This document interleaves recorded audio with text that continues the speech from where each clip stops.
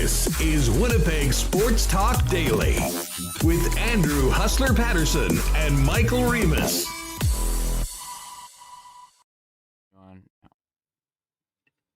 Hey, what's good, everyone? Welcome back to Winnipeg Sports Talk.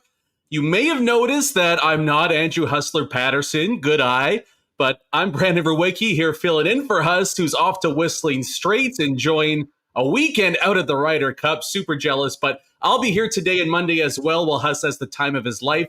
But super jacked to be here with you guys, and super jacked for the show today as well. We've got a ton planned. Winnipeg Jets forward Adam Lowry is going to be stopping by in just under an hour, so make sure you tune in for that one.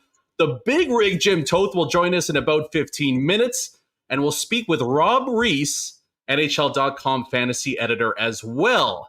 A reminder, too, Winnipeg Sports Talk is brought to you by Manitoba Battery, Royal Sports, Canadian Club Whiskey, not Autocorp, the Nicky DQ Group, Boston Pizza, Little Brown Jug, Assiniboine Downs, and Coolbet Canada. Like I mentioned, Hust is off until Tuesday, but the brains behind the operation is still here. Michael Remis is joining me today. Remo, how's it going, man? Yeah, the brains behind the operation, sure. Appreciate that. Great to see everyone here in chat on a, Friday heading into the weekend. And crazy enough, we will have Jets hockey this weekend, which I can't even believe. Training camp is here. It's day 2. We already have an injury. A former Jet has signed. There is a lot of news to talk about. And yes, Hustler away at the Ryder Cup. You know, I don't know if I understood how big the Ryder Cup was yesterday. We had Dubs Anderson on. He's like, oh yeah, it's like the Stanley Cup. I was like, what? Then I saw on Instagram, Teemu Selanne was also there. And on his IG story, I'm like, Huss, you gotta try to get a selfie with Teemu. Come on.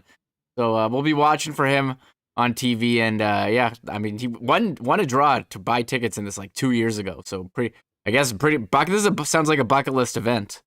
Yeah, I can guarantee Huss at some point will somehow be with Teemu, probably some after party somewhere, knowing how Huss's life goes. And hey, maybe he was the one that yelled Brooksy on the opening tee. Did you see DeChambeau absolutely peel one into the crowd on his opening tee shot of the Ryder Cup?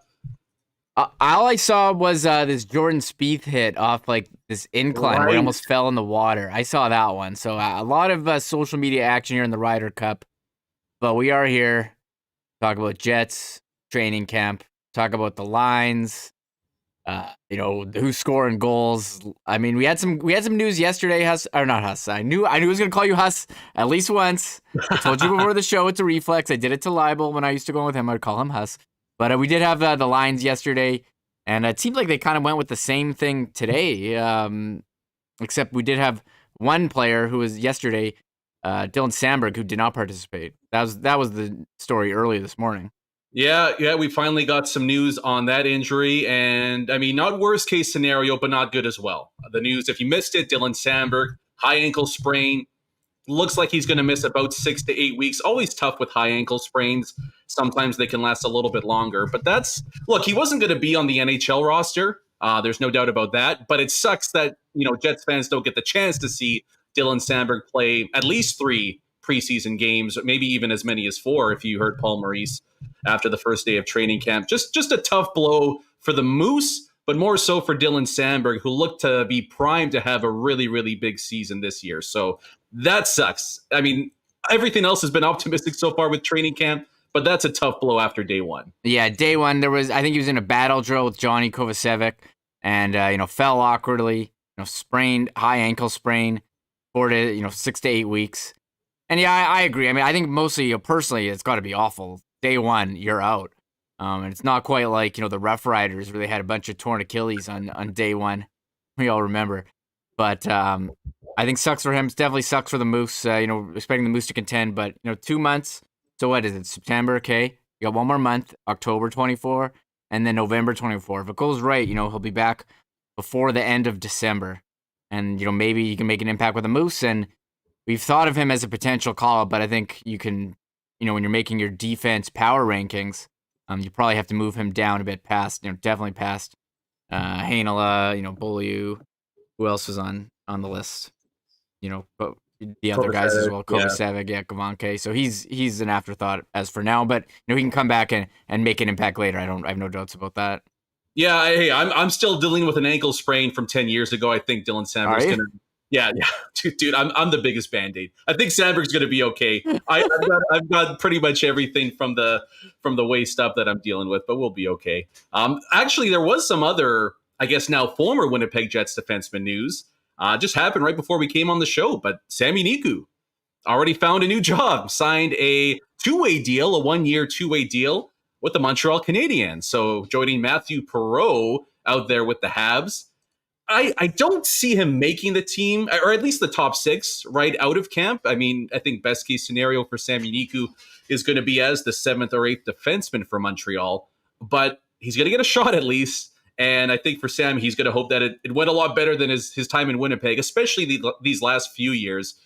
I mean, you had the season from hell 2 years ago, right? Where the car accident before training camp gets started, and then he's injured all year. And we all know this past year, only playing in a handful of games didn't go well for him at all. But, I mean, hey, we saw Neil Pionk. A change of scenery did him wonders coming to Winnipeg. Maybe the same does happen for Sami Niku out there in Montreal. I have my doubts, but that's something we'll definitely have to keep an eye on as the season progresses. If Sami Niku can fulfill the promise after winning AHL Defenseman of the Year a few seasons ago. Yeah, a couple of former Jets now in Montreal, Brandon. Sherratt, Armia, Perreault just signed, and now Sami Niku. So a bit of a contingent there. And I think this is a favorable deal for him. I mean, he had the $750,000 with the Jets. They agreed to mutually terminate. He saw that he wasn't going to get an opportunity here, and he wanted a chance to play.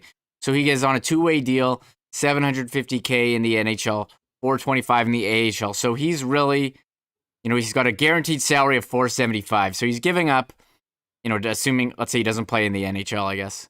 A couple $100,000 just for a chance to make more next season. He wants an opportunity. He wants to play, and maybe he can get it in Montreal. Maybe he can make an impact. He can, do the things that make him the player he is. Move the puck, be a offensive defenseman, and he can play like a bottom role, or he'll go with the AHL. So, I know good for him. I think we're happy to see him get an opportunity. Clearly wasn't happening here, and maybe he can prove the Jets coaching staff wrong by making an impact in Montreal.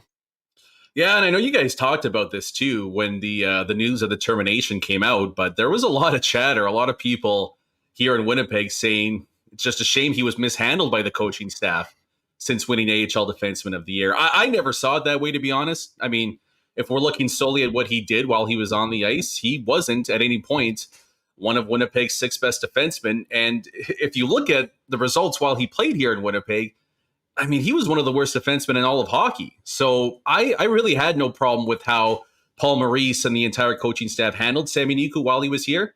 And, on top of that, people that I've spoke to that are close to the team, they've all said that there was some attitude problems. And if you're a bubble guy and that kind of baggage is attached to you, you're probably not going to last too long with the organization. But, hey, I'd love for Sami Niku to prove me wrong and be an NHL regular with Montreal. I just don't really see that happening in the near future. Obviously, the big news yesterday was the line combinations, Remo. And I'm sure the chat was bumping with all of their thoughts on, I mean, really, it was, I think, mostly the top 6, right? That's where all the conversation centered around. And it looks like that was the lineup again in day 2 of training camp.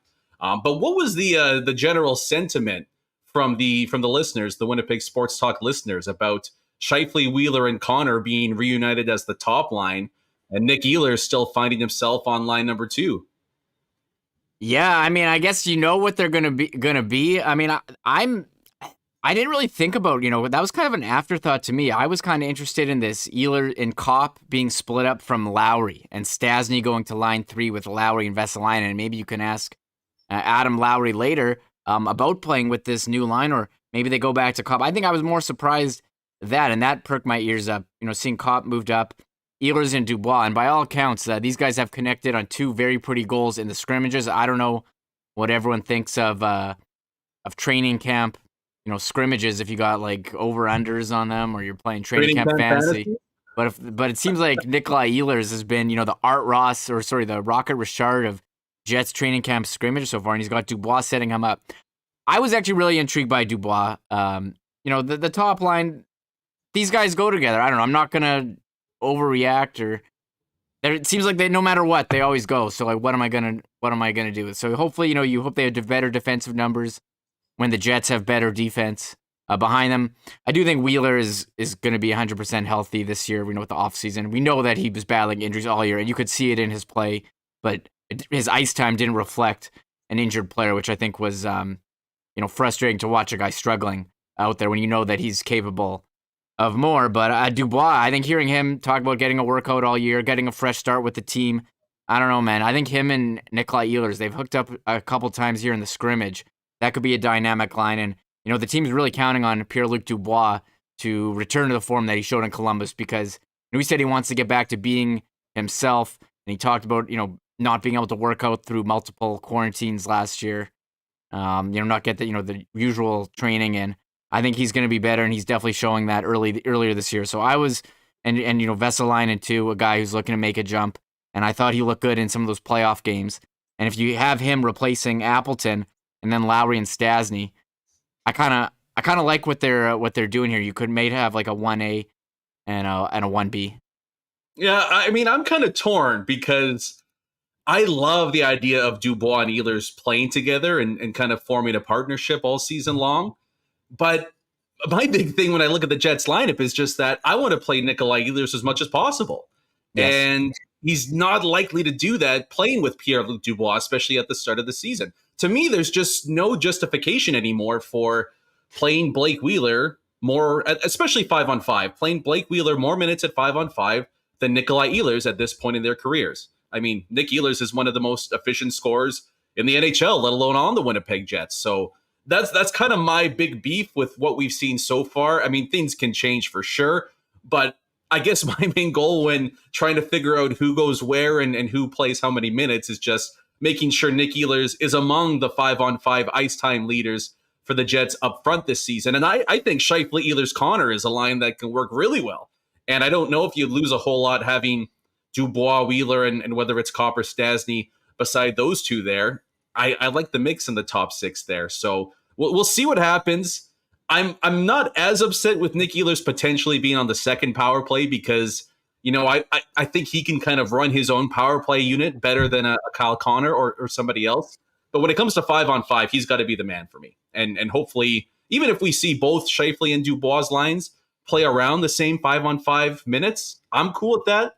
But I would like to see Scheifele and Ehlers get a bit of a crack at it as well. The third line, though, is really intriguing, right? With Vesalainen and Stasny flanking Adam Lowry. I'm not sold that's going to be the way it plays out in game one, but I don't know if a lot of people predicted Paul Stasny being one of Adam Lowry's wingers. Yeah, I'm not going to start, it's day 2 of training camp. I know we like to joke about, overreacting over line combos. So I'm not going to do that. And I agree with you. Everything you said about Nikolai Ehlers, he should be the number one, guy getting the most ice time. And, we'll wait and see. I'm not going to get upset about anything until you start playing regular season games. But I can see why some fans would be upset. We know what Scheifele, Connor, and Wheeler are. And if you want to experiment with lines, what better time to do it than, early in training camp, but maybe just, get him back into the groove and maybe we can screw around later. But I mean, this is set up to be a breakout season for Nikolai Ehlers. He's coming off a summer, carried Denmark to the Olympics. And he, you should look at his numbers last year. This is a guy that needs to be played more. And I've seen the argument, well, he's only doing all these points, Brandon, because he's playing against lower competition. But I'm like, look at his numbers. I mean, you look at his rate stats per 60 minutes. He is a guy who deserves at least a shot to see if he can produce those numbers playing additional minutes. And I know Maurice said, well, he's a guy, who's the best around 18 to 20 minutes. And when you get him over 20 minutes, well, then his numbers, well, I don't know, will they? I'll take that chance. Well, let's take a chance and find out. And as for the power play goes, I said this yesterday. There was a play in the playoffs last year where Ehlers was at the left point and Connor was on the right side. And Ehlers fed Connor for a beautiful one-timer. And I'd like to see more of that. But the way they have the power play now, I mean, Wheeler's on that right side. So how do you arrange this with the power play. I want to see Connor ripping more one-timers from the right side and Scheifele on the left side, on the left dot as well, and Ehlers at the top. But where does Wheeler factor in there? I guess you would have Wheeler down low and maybe another defenseman, Pionk, Schmidt, whoever, on the right side. Maybe we'll see that. I don't know. I think the double barrel one-timers seems to be the way that most teams are going who can score. You need to have two threats. It seems like the power play in the last bit has been too predictable. Although they were both great last year. I mean, I'd say they've been predictable. Look at their numbers. They're both great. But the second power play did have higher efficiency. And I've had people in chat say, well, it's because they play against the other team's second penalty kill. I'm like, I don't know. Do they? Like, let's even out the power play minutes and figure. I think that's one other thing we're trying to watch. Well, the other thing, too, and we're going to get to this later on in the episode, which I'm pretty excited about, talking about Ehlers, talking about Dubois, potentially having a really big bounce back season, but just taking a look at the over-under point totals for each of the Winnipeg Jets, especially up front, right? I'm very curious what Coolbet has for Pierre-Luc Dubois and even Nikolai Ehlers, too, to an extent. I imagine Mark Scheifele is going to be around, that 80, 82.5 point mark, but I can't wait to get into the over-unders there, Remo, and try to figure out where exactly the Winnipeg Jets are going to slot in and maybe who some of the best bets are. I like looking at the Coolbet numbers just for the over-unders. I want to see, where do the books think that the Jets are going to be? And so I'll tell you where they had Schickster's asking for an update request on Brian Little. I'll sort of derail myself. We have had updates for Brian Little. Chevy says not medically cleared to play. So there's nothing more there. But as far as the things go, the projections, Coolbet had Nikolai Ehlers point total at 65.5 points. That would be a career high. And I guess so, yeah. If I'm a betting man, I would if he plays every game, he's for sure. You're hammering the over? But that would be a career high for him. I know he was a point per game player basically last year, 46 and 47. His highest was 64 and 82 in his second season, 2016-17. But I would hammer the order, and I like to look at projections. I like Dom from the Athletic, and you know what his projection was for Nikolai Ehlers as I bring it up here. He had, what did he have? 76 points. So, if you're looking for a good over on Coolbet, I may have to drop like $100 on that thing or something. That's how I'm barring injury, but I probably won't. But I'm saying that is how confident, if you're betting that over, I would be on that one. Yeah, 100% with you on there. And we'll get into the rest of the Jets forwards and maybe even some of the defensemen a little bit later in the show. But we do have one of our guests on tap waiting to get ready right now. Before we get to him, though, do want to mention Manitoba Battery at 1026 Logan are your battery experts for everything and have the best prices in town as well. Automotive, industrial, farm, power sports, whatever it is, whatever battery you need, Manitoba Battery has you covered. Plus, they deliver it citywide. So if you need a battery, call Manitoba Battery at 783-8787 or find them online at manitobabattery.com. Also, hockey season just weeks away right now. And remember, Royal Sports is your ultimate hockey superstore. So get ready for the season at Royal for on the ice or in the stands with the biggest selection of hockey gear and fan merch for the Jets, the rest of the NHL, some Bombers, CFL, and NFL as well. Family owned for over 35 years in Manitoba. So make sure you visit Royal Sports at 750 Pembina Highway. And the weekend is finally here. So what pairs better with the weekend than the lovely taste of Canadian Club? Canadian Club is the official spirit of the Bombers and a proud sponsor of WST. Find Canadian Club throughout IG Field at the next Bomber game or at your local Manitoba Liquor Mart. There is a guest coming up here that I'm sure has enjoyed a Canada Club or two back in his day. We'll find out about that right now, but super happy to bring on former co-host and former co-worker of the Big Show with me back at 1290, but looking good, Jim Toth. How's it going, Big Rig? I'm well. Thank you, man. You brought it today. The flow is epic. I have to give full credit, but I'm doing well. And the Canadian Club, that I'm glad to see that. I don't want to call it a comeback, but it's more prevalent, I think. But in my dad's era, and back to my way back in college soccer days, had a meeting with two of my coaches who were also of the Hungarian descent, and it included a Canadian club. I'm like, this is the best college team ever, that you have a Canadian club where you discuss my inefficiencies on the pitch. Yeah. So yes, well done. How are you, man? Looking good. Good, man. Yeah. Look, you brought. I knew you were going to bring the heat with the flow, so I had to come ready to play. So you're bringing out the best in me here. But good to talk to you again. Maybe we'll have a CC sometime soon. That wouldn't be a bad thing. Perfect for the fall as well. Would enjoy that immensely with you, my friend. Maybe we could do it for one of the training camp days upcoming. We're now 2 days into Winnipeg Jets training camp. Now, have you been able to head down to see any of these in person just yet? Or I've not. No, I haven't made it out there yet. I most likely will. I'm fortunate to be doing some analysis with some games on CJOB, including this Sunday against Ottawa with Kelly Moore and, of course, the crew there. So I'll be at the game on Sunday, and then also during the upcoming weeks, I'm going to try and get down to our training camp and watch that, because as we've discussed many times on our former show, I love going to practices. I love seeing the intricacies of it. I like to see what conversations are taking place, although not privy to what's being said, but I like to see what guys are working on, the face-offs, the power plays, and individual players and what they're working on too. So I haven't been down there yet, but a lot of enthusiasm, as I'm sure we'll get into, around training camp this year. Yeah, I was just going to say, from afar then, what has been maybe the biggest story or the biggest revelation out of now 2 days of Jets training camp? Well, I think the vaccination story, you hate to keep beating the pandemic to death, although if we could beat it to death and get rid of it, I'm sure we would. But I think that's, the fact that Connor Hellebuyck had it and what he went through once he had it, and then the vaccination after, but just that teams are vaccinated. And I understand Blake Wheeler not wanting to get into it. It is a personal choice. I know there's ramifications over people. I think the Connor Hellebuyck story is interesting to me because I have friends who are not vaccinated.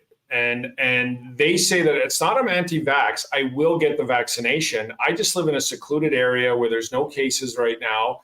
And I'm waiting to see as we go forward with science about when to get vaccinated. And I think anti-vaxxers get lumped, or those kind of people get lumped in with the anti-vaxxers who don't believe in it. So I understand why it's just the personal choice of that. But the fact that they are fully vaccinated as a team, and then you look at some of the other players, the Zach Rinaldos, the Tyler Bertuzzis, and what those ramifications will be. I mean, I couldn't imagine if Connor Hellebuyck came forward and said, you know what, I don't want to be vaccinated and I can only play in Canada this year, and the ramifications for that on a team. So it's not a massive story, but that's the one on the first day of camp that stood out to me. And then the rest of them are the line combinations and where we're going to go with this. And I know a lot of people look at that number one line. It's, as we know, always been discussed.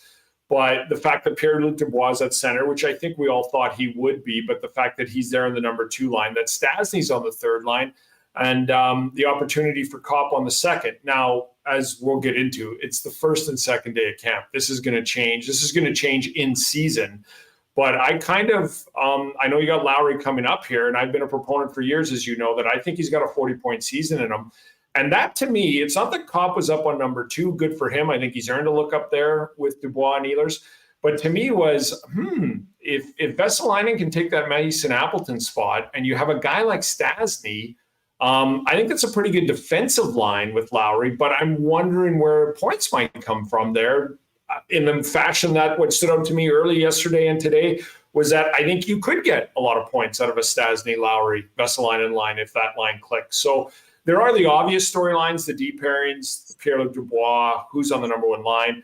But that's what stood out to me. The fourth line, can they produce some points? But also, I wonder if Stastny and Vesalainen might get a few more points, 10 or a dozen more out of Lowry if it clicks. Yeah, I mean, hey, this team could definitely use Vesalainen kind of filling the role of the Appleton, the Tanev, the Armia in the past. That would be huge. One name that is, and you mentioned it there, that I think has to be the biggest storyline heading into the upcoming season is Pierre-Luc Dubois in a contract year. Can put a tumultuous season, and I think a explained season behind him last year where you're traded, pandemic, new team, get injured, quarantine. It never got off on the right foot for him. What do you think is a good season for Pierre-Luc Dubois this season, whether it be points-wise or just his role with the team? Well, I don't think you're going to see him lead the team in scoring, whether it's goals or points. I don't think that's going to be expected of him. What I do think I would like to see, and I think they need to see, is just the solid two-way physical play, creating some things. And look, I love the fact that he's on with Ehlers, and I know you're going to hear from the Ehlers crowd that want him on that number one line. There you go. And I wouldn't be opposed to that personally.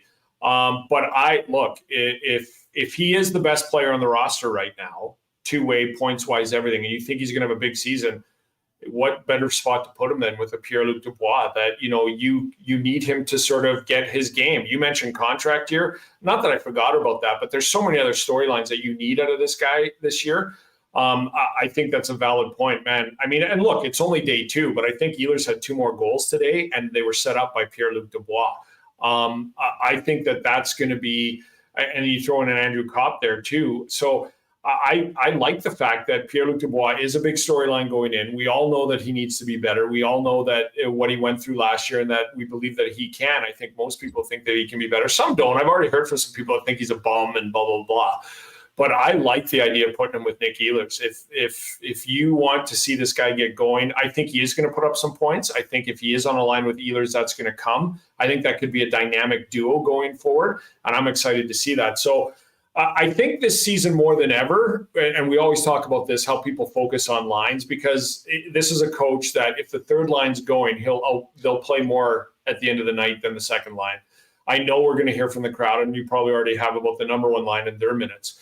But look, I think this is a season more than ever that if Ehlers and Kopp and Dubois find some chemistry, they might lead a lot of the nights in ice time and production. So I think he's going to have a bounce back year. And that's easy to say given the season he had last year. But I think what you're doing is a perfect situation. Okay, he's going to have a bounce back year. What's he going to do? Look, I think he's going to score 60, 65 points this year. And I think a lot of it's going to come if he's with Ehlers. I don't think 25, 30 goals is out of the realm, and I think you can hand in 25 or 30 helpers with that, maybe even more. Yeah, we always hear everyone comes into camp in the best shape of their life, but it sounds like Dubois actually came into camp in the best shape of his life, so that's promising for Jets fans. One name that's gone really under the radar, for me at least, in training camp, I don't even know if we've heard from him yet either, but not hearing a lot about Mark Scheifele, are we? And I just wonder about the season upcoming for him and what to expect, because, I mean, I don't know if you can end the previous season on a worse note than what happened with him. I mean, obviously the suspension that in part cost the Jets the series, and then the infamous press conference that came afterwards. But do you think, and even coming off a year where I think he was on pace for 90 points, do you think this is a career year for Mark Scheifele? Do you think it's just a point per game season for Mark Scheifele? And he also has the whole Olympic thing looming around him too, where that has to be a major goal for him. You know what? I've been thinking about this for a while now as camp was ramping up. And I still think that series against Montreal, game 3 and 4, was heavily weighed on Mark Scheifele. And they knew they were down 2-0 and didn't have Mark Scheifele. And I think that explains a little bit of just they got nothing out of that team go down the lineup. I think that weighed on them mentally. But the fact that he doubled down in his season-ending press conference, and so I don't know. Like I think that this is a different Mark Scheifele. I'm interested to see that in a determined one. I don't know defensive game-wise if that's going to change a lot, but I think he's going to have a big year. I think he's going to come out, and I think he's going to put up a ton of points, and I think he could score 90 points this season on the power play and everything else. But if you bring a Mark Scheifele back with a bigger chip on his shoulder than maybe we've never seen or maybe he hasn't had, I think you are going to see a big season from him. But I'm with you. Like, you couldn't have ended on a worse note. And I wonder if that drives him or if he's just put it in the background or whatnot. We'll find out. He's going to miss the first game of the regular season and see what he has out of the gate. But even he spoke today, by the way, but even Blake Wheeler yesterday was his short, curt, I'm angry at the world already, sort of let's get this season going. And what I mean by that is, they want, look, I thought Connor Hellebuyck spoke well, but they all know this in this room. This is it. This is the year. Shovel Dayoff's done everything. There's no more excuses. There's no more drama around the team in the locker room. We all heard about what Nate Schmidt's going to help and bring some fun back. I just think there's a whole lot of let's go time. Forget everything else with this team this year. And it is with the additions they made on the blue line.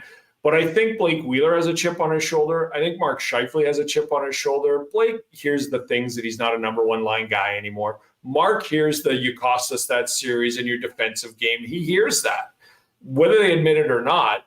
So I don't think you're going to see a revolutionized two-way dominant center in Mark Scheifele, but I do think you're going to see a big offensive output from him this year. Do you think he ends up on Team Canada for the Olympics? I don't know. I think that his name is out there enough that he is in consideration, and depending on the team he does have. I mean, injuries, fair enough. You know, the Patrice Bergerons of the world are not young anymore, but I think he's in the running for it. So, look, if he puts up big numbers, he's going to be on the team. And it might not be, you know, in the active lineup, but he's going to be on the team. And I think that enough people at Hockey Canada value him that way. And I think that he'll sort of deserve it. I guess a better way to how I'm feeling about it, I don't know if you feel the same way, is do you think he's on the team right now, and is he going to play his way on it or off it? I think he is on the roster as maybe even an extra forward, and then I think his play will dictate whether it's in the active lineup, whether it's not even on the roster and going from there. But I think right now he is on paper an Olympian.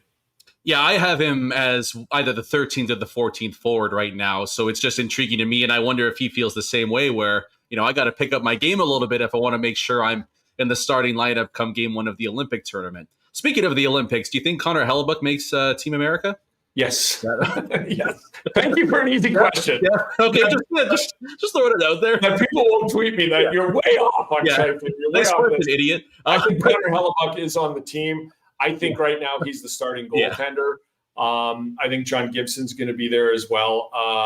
And who else would the other name be there, but floating around there? But I don't only think Connor Hellebuck's on the team. I think he's a starting goaltender as of right now. Yeah. I mean, even my dog's looking at me right now like that was a weak joke. Don't do that. But I mean, I think one of the again under talked about storylines is that oh man, are they ever going to need Eric Comrie to be good this year? Because you're dealing with the condensed schedule, potentially a playoff push. I mean, everyone hopes the Jets are comfortably in the playoffs by the end of the season, but they might be battling for one of the few playoff spots by the end of the year. And like you said, Connor Hellebuck likely to be the guy in net for Team USA. I mean, you want him to play as much as you can, but he might be playing 70-plus games this year. Is that the biggest concern going into the year from the Jets' point of view, is just the uncertainty behind Connor Hellebuck in net? I think it is, and they'll never admit that, but I think that, look, I'm not down on them giving Eric Comrie the shot. I really am not. They have a very good D-core in front of them. They have some depth. They're going to change the systems. We heard Paul Maurice said our all three zones system's going to be different. I think that this is a team that an Eric Comrie could have some success with. But it's also a team that you'll find out this year if Eric Comrie's an NHL goaltender, whether it's a backup, you know, somewhere or something else. You're going to find that out this year when he plays. Look, we've questioned Jet scouting a lot over the 10 years that they've been here, now going into 11, and they've been proven right more often than not, and probably a high percentage-wise. So if they feel he's ready, I don't buy into the philosophy that with this roster, they're going, oh, he deserves it. He's such a good guy, and he's been great to our organization. I don't buy into that. The Jets are going this route because A, cost, but B, they believe that he can legitimately do this. They could be wrong. They're not 100% their scouting either. So I think, and I've said this, you know, even when they signed him and Laurent Brossoit free agency day got that deal in Vegas, it's the story of the year for me right now. I mean, injuries will play into things, all that stuff, what they do. To me, the story of the year is by November, and he's got 2 or 3 games under his belt. Are they confident going forward that he can do this if, heaven forbid, something happens to Connor Hellebuck? And if they don't, they'll go get a goalie. I just think that that's the way it'll go. They'll look at it, they'll bring it in, and how it goes. So I think he has 3 to 5 games. I think that takes him into November, early December, and they'll assess it there. But I agree. I think it is one of the biggest storylines going into this season on if Connor Hellebuck if Eric Comrie can pull the weight of a backup, maybe not to the degree of Laurent Brossoit, but can he win you games, and is he a legitimate NHLer right now? Looking around the rest of the division, let's just say, for argument's sake, Colorado is, perched themselves up at the top of the Central by the end of the year. Who do you think is the next closest runner-up, pushing Winnipeg aside? You like Dallas, St. Louis, Minnesota, maybe Chicago? Which of those teams do you think gives the Jets the biggest threat? Well, I like Chicago if Taves is back, and I know they had a non-playoff season last year, but I think that they have a really good young core. They might add Marc-Andre Fleury. Yeah, just the Vezina winner for nothing. No big. Yeah, exactly. Hey, a guy that says, I really don't know what I'll do with myself or find satisfaction in life as much as I found when I'm playing, so I'm back. So that tells me he wants to play. It's not like I'll try this. But I've always been big on Dallas. You guys know that. And I think Tyler Seguin's healthy. I wonder what they'll get out of Jamie Benn. But they've got some really good young forwards. They've drafted well over the past couple of seasons. I like their defense. And then Ben Bishop's trying to get back. But Hudobin, I wonder about that. But I really like the Dallas Stars. But to me, Brandon, St. Louis is going to be St. Louis depending on Billington. But we've talked about this in the summer on your podcast. I think this is a top 10 National Hockey League team with the Winnipeg Jets. I think it's fair to go they're not top 5. I think it's fair to go where in the top 10 is it 8th or 9th? Fair enough. I have a hard time looking around the National Hockey League and on paper right now before any games have played, find a team that is better than the Winnipeg Jets at 11, 12, 13. So having said that, I think Colorado's in their division, and then I think it's the Jets. And it could be close with the Dallases or the St. Louises. But I really think that they're that good. I think they're second in this division and will run with Colorado. So in the division, I like Chicago. I like Dallas ahead of Chicago. I'm not high on St. Louis as some people are. So I would have them second in the division, probably fighting with Dallas.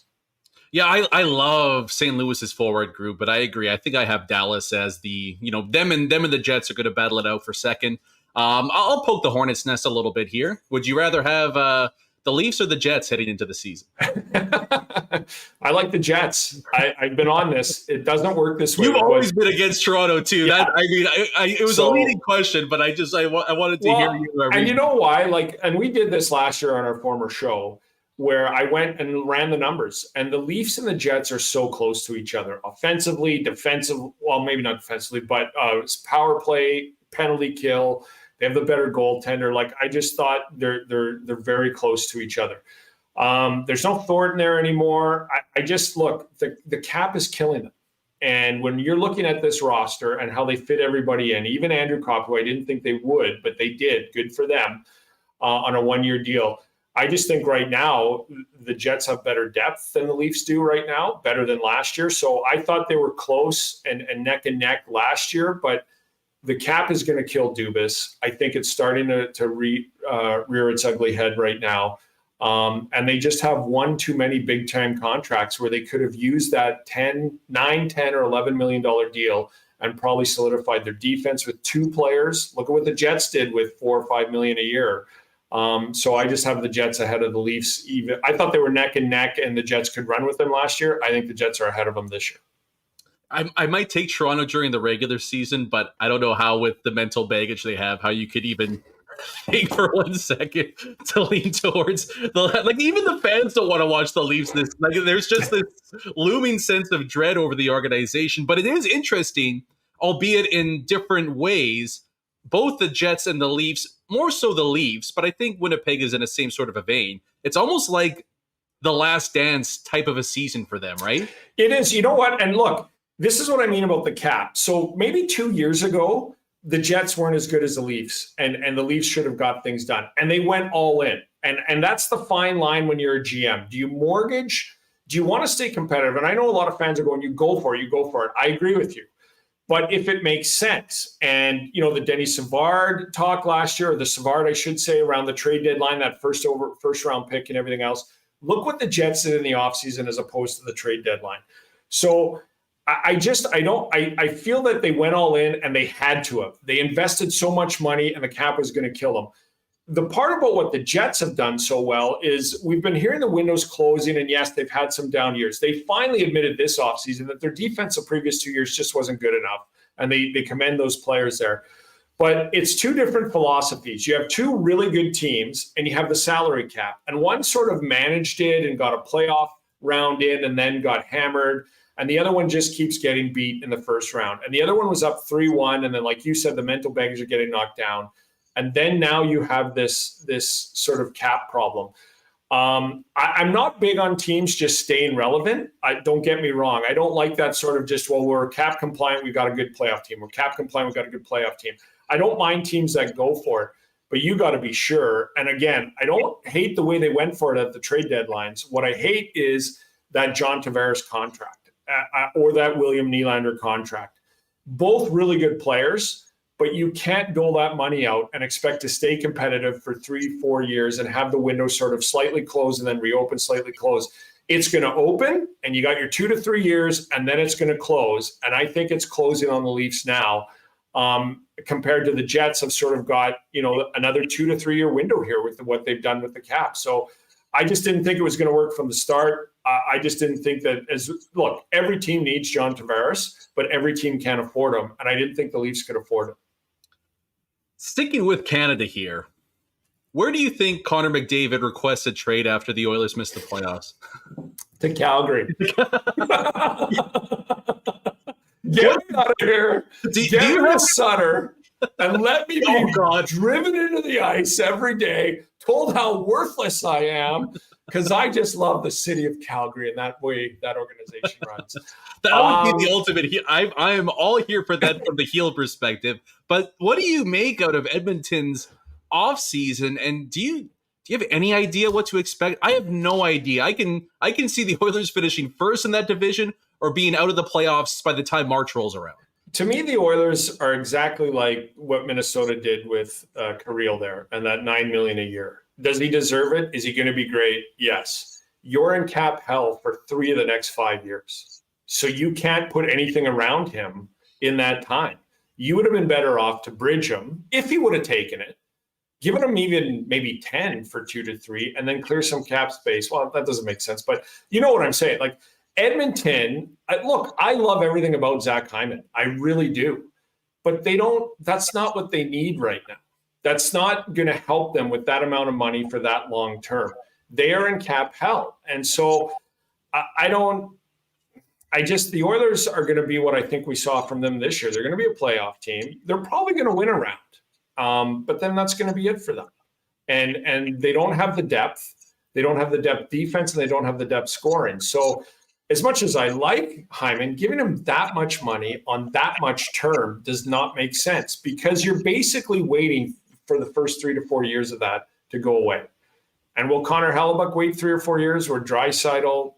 I don't know if Connor Hellebuck's ever going to go get me out of Edmonton. McDavid, yeah. Or McDavid, sorry, yeah, McDavid. But I do think that, and he said this before, like it's time to sort of augment. He took less money to have stuff built around him.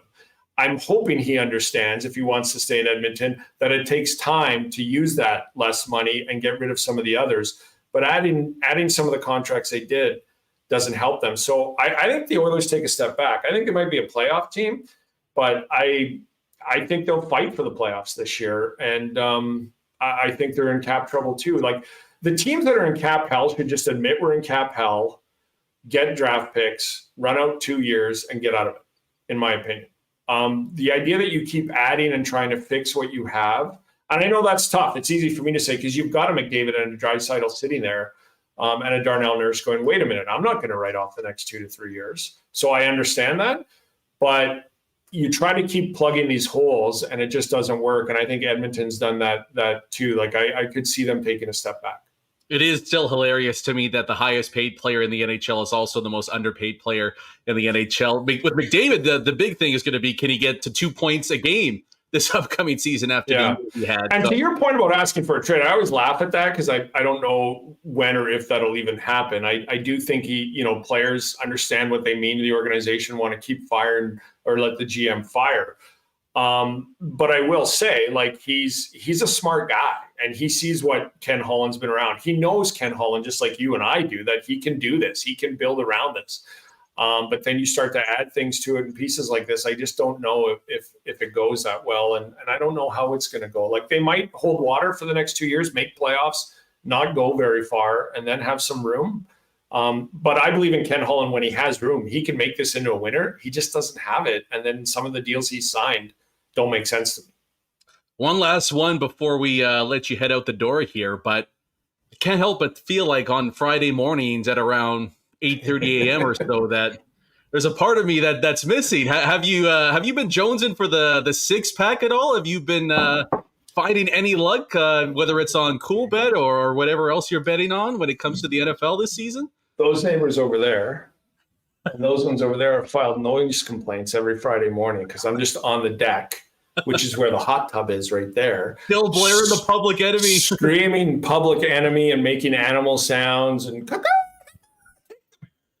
or take the Bengals with the spread, but the Bears will win and stuff like this. So, I'm still getting that, by the way. When NFL season was rolling around, I know you saw it on social media too. People are like, you guys need to start the six pack again. The NFL season's back. So I am wagering some fade our picks. They want to fade our picks. That's why they want us back. They do. They want to a lot. And some people, that'll always happen. Like I need you guys to make picks so I can go the opposite. I've never made more money than betting on the opposite of you guys. So. But yeah, I do sit in my Aquatech hot tub still on a Friday, and ironically on Friday mornings I like to do that. I get up and I feed little Thomas, and when he goes for a nap, I like a after the week soak. Beauty. Well, hey, actually, the Justin Fields era unofficially begins this Sunday. How are you feeling about the Bears? Is it the Browns they're playing? They are and in Cleveland too. So look, I've said this from the get-go, and I sent out a tweet in last week's game because what he did when Dalton went down is what I expect from Justin Fields. He ran for some first downs. He made a couple of nice passes. I think he was 4 or 5 for 9. Nothing spectacular, but he had a key pick. And the other thing is the Joe Burrow threw 3 straight picks on 3 straight possessions, and all they got was 1 field goal out of it. That's what I expect from Justin Fields. So that's why I'm more than happy that he's not starting. I'm in no rush. I listen to the Steve Youngs and I listen to everybody else who say, look at the record of guys who've come out of college and just started compared to the guys who have sat a year. The guys who have sat a year are named Patrick Mahomes, Aaron Rodgers, Tom Brady. And the record of the guys who have come in and started are the Sam Darnolds of the world and things like that. I'm more than happy with him sitting. This isn't a Super Bowl contending team. I don't have a problem with him being involved in some packages. I just don't think he needs to start at all this year. Now, there's an injury, so he's going to start. That's fine with me. But to say to Andy Dalton, and it's not because it's Andy Dalton, it's just that you're sitting week 5, it's Justin Fields' time. It's not Justin Fields' time. It's not Justin Fields' time at all this year. Put him in some packages. Let him start when Andy Dalton can't. Let him learn just like Mahomes did under Nagy in Kansas City. And I'm more than fine with however this season goes. The other thing is this is an awful schedule for the Bears. They just have contending playoff team after contending playoff team. So I wish him well this weekend. I'll be interested in watching. I just don't think he should be starting unless Dalton's injured at all this year. And then I really look forward to next season. Hey, did you know the Bears could have drafted Patrick Mahomes? Have you ever heard that one? That's a fallacy, man. I think you need to check your facts on that. But hey, as long as time keeps going by, I think they're pretty happy they didn't draft Deshaun Watson. So there you go. If enough time passes, and that's the thing with that too. We could go on and on and on. At least with Justin Fields, we won't constantly see those graphics coming up beside his name, when they play the Packers and Aaron Rodgers is there and they go, hey, in the time Aaron Rodgers has been in Green Bay, 48 guys have started at quarterback for the Bears. One of them named Jim Toth. Yeah.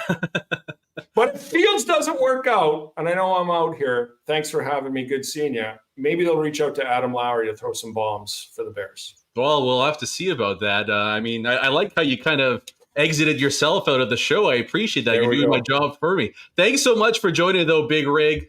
Make sure you tune in this upcoming Sunday, CJOB. You're going to be a part of the Jets pregame coverage with Kelly Moore. But, hey, again, thanks so much for joining me, and we'll have to have one of those Canadian clubs sometime soon, all right? Yeah, good seeing you, my man, always. I love listening to your podcast as well. Have fun with the rest of the show. And it's always ironic when Hustler goes somewhere amazing like the Ryder Cup, then you and I get to do his show for him. We should work on going with Hustler and doing shows from there. But have a great weekend. Thanks for having me. Good to see you.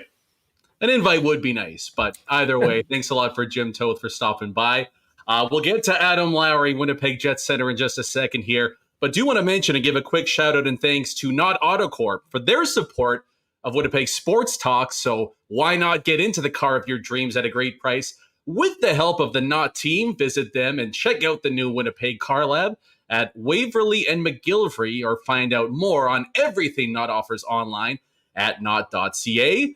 WST is also brought to you by the Nick and Nikki DQ Group, including DQ Northgate, Niverville, Polo Park, and St. Anne's. Squeeze just a bit more out of summer and stop in today for a delicious blizzard, ultimate grill burger, or grab a DQ cake to go and be the hero at your next gathering. Hit them up on Instagram at DQ Manitoba. And the NFL is back. The NHL is just around the corner, maybe even the Ryder Cup too this weekend. So what better place to get together with the crew than your local Boston Pizza Lounge? Wings, za, schooners, and the big game always on.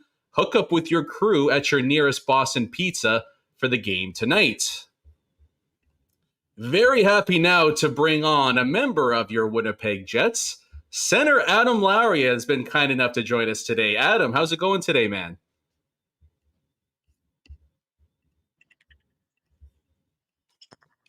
Oh, are you on mute there, Adam? No, I got muted. We're all good now. We're all good. Yeah, right I'm on. doing well, though. Thanks for having me on. Now, I highly doubt you'll remember this, but we spoke a few years ago back on TSN 1290, and in our conversation, you said to me that the first thing you bought after signing your previous contract was a KitchenAid mixer. And we've gotten a lot of comments and questions about the mixer. So being a foodie myself, I got to ask, is the mixer still holding up strong? Have you added any other appliances to your kitchen game? No, the mixer still works great. Sometimes I get lazy. I think just hand mixing's a little quicker, whatever. But for pizza doughs and things like that, the mixer's fantastic. What's your go-to recipe? Like, are you a sweets guy over savory? Yeah, like I can't keep candy in the house because once the bag's open, it's done. So what's cookies, your things go-to like that, I recipe? love it. What's that? What's your go-to recipe to make? Sugar cookie bars is probably the easiest. Like, kind of throw it in the pan, a little thicker than the cookies, a little, put them in the fridge. It takes a little longer to get through. But, I kind of like making anything. During COVID, did a little more, ventured into making some pies, things like that. That was fun. Made some pumpkin pies and pecan pies for Thanksgiving. So, that wouldn't be something I'd normally get into, but with a little extra time, was able to do it. Well, we'll keep our eye out for the Adam Lowry cookbook coming out sometime in a couple years, all right? No, sounds good. All right, well, let's go from the kitchen to the ice here. 2 days of training camp now in the books. I mean, I guess we'll just start off with what's the thing you most look forward to when training camp gets underway, and what's the least favorite part of training camp? I think you kind of look forward to the games, getting back, being allowed to hit people again, kind of the battle, the competition, and just knowing that the season's right around the corner. And probably the least favorite thing about training camp, how your body feels after the first couple of days. You're kind of run down, a little tired, muscles that you don't really notice in the summer are pretty sore. So things like that, that's got to be the worst part. I usually after day 3 or 4, your body kind of adjusts and you start feeling really good out there. But the first couple of days are definitely a grind. Do you guys still do the beep test, by the way? Is that still a thing? No. Okay, actually our testing's pretty fair. Paul and Jake Wolf, our strength coach, do a great job kind of allowing us, doing the tests that are necessary to kind of see where you're at. If you get hurt, what you need to get back to before you're kind of cleared to play. But, it's just kind of the load. You can never replicate how hard you go in practice in the off season, how like the quality of players you're playing against and things like that. I think that's kind of the thing where the first few days catch up to you. You're doing a lot more sprinting, a lot more stops and starts in the summertime, a few more stick checks, there's a few more lackadaisical back checks, things like that. And that kind of gets thrown out the window the first few days. And your body goes, okay, this is what it's got to be like. I got to start using these things again. And, it's a bit of a rude awakening. I think, we all train so hard in the summertime. You think, you kind of just come in and you wouldn't lose it, kind of like riding a bike. But regardless of whatever it is, it's the first couple of days, your body's pretty sore, things like that. Well, you mentioned the physicality there, and I'm glad you brought it up because I think my favorite thing that I read about day one of training camp was that your new teammate Brendan Dillon wasn't too afraid to throw the body around a little bit. And apparently you had to step over and have a few words with the big guy. Do you mind telling us what that conversation was? Well, you know what? I think the thing, we love it. Like, that's something that I think we've kind of lacked a little bit, was a little sandpaper on the back end. You know, he's terrific with the puck, but he's got the size and he's got the bite to his game. And, you know, I think that really complements some of the other players we have on the back end. And, you know, it was kind of more like, you catch one of these guys, you might kill him right now. Like, maybe wait until Sunday or the first exhibition game before you really staple someone to the boards. Like, you know, we still kind of need some of these guys to score some goals for us. Have you ever seen that? Like, is that a? Sorry, go ahead. Sorry, don't get me wrong. We love it though. Like, I think, you know, it's great. It ups the intensity. You know, sometimes you're kind of forcing you to shake off the summer skates a little bit and realize, you know, after I move the puck, I can't admire how nice of a pass it was anymore. Was Buff ever like that? That's who I kind of think of when I think of, you know, physicality and training camp. But was he maybe taking it easy the first couple days, or was he throwing the body out there too? And, you know, Buff used to ease his way into it. I think he'd kind of wait to the first game, and, you know, he'd catch a guy, throw his hip out just last second, and the guy would do a flip, and then it's kind of back on. You know, he was one of those guys that, you know, he knew he'd just turn it on in the games, whereas, you know, some of us need to really shake off the rust and kind of use this to make sure that when the puck drops, we're ready to go. Now, during the first session, you were doing a lot of the drills and skating around with, you know, a guy who might be your line mate this upcoming season to start the year, and that's Christian Vesalainen. Was that by design, or just kind of, you know what, you ended up being in the same line together? And have you spoken with him at all about potentially playing together? You know, that's kind of just the way the lines were drawn up in the board. Like, you know, I think that has potential to kind of be the line.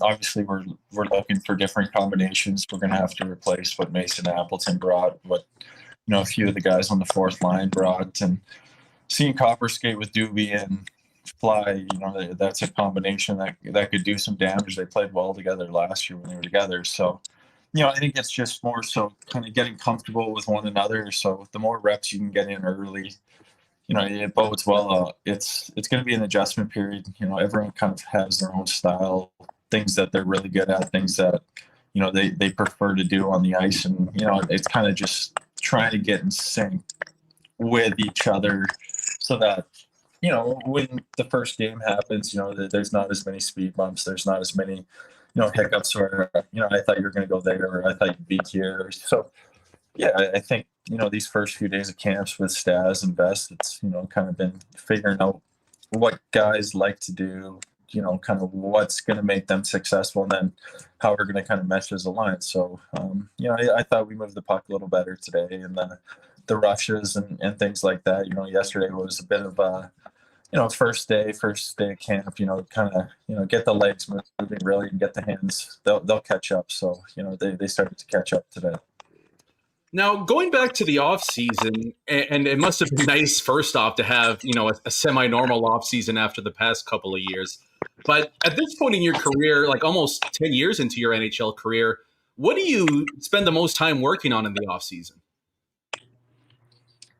Yeah, you know, I think this year it was nice. You know, there wasn't the restrictions about getting back in the gym. We were able to skate with a normal size group, whereas, you know, coming into last season, it was, you know, right before I came back to Winnipeg, we were skating on an outdoor rink because the rinks were shut down. You couldn't skate inside. So, you know, it made it a little easier to make sure you were getting the proper things. You know, I think for a lot of us, it's working on the mobility, trying to make sure the body is as efficient as possible. I think, you know, my strength kind of peaked to where it will be, so maintaining that, but then, you know, the fluidness in your movements so that you can kind of access that strength at all different points. And then, you know, just the skating for me, I think that's a big part of my game, you know, is continuing to get better to, you know, not necessarily keep up with the McDavids and, the Dreisaitl's, but, to be able to contain them, whether it's down low, to kind of be able to react to their movements. We're going to be playing a lot of good players in the Central Division and across the league that,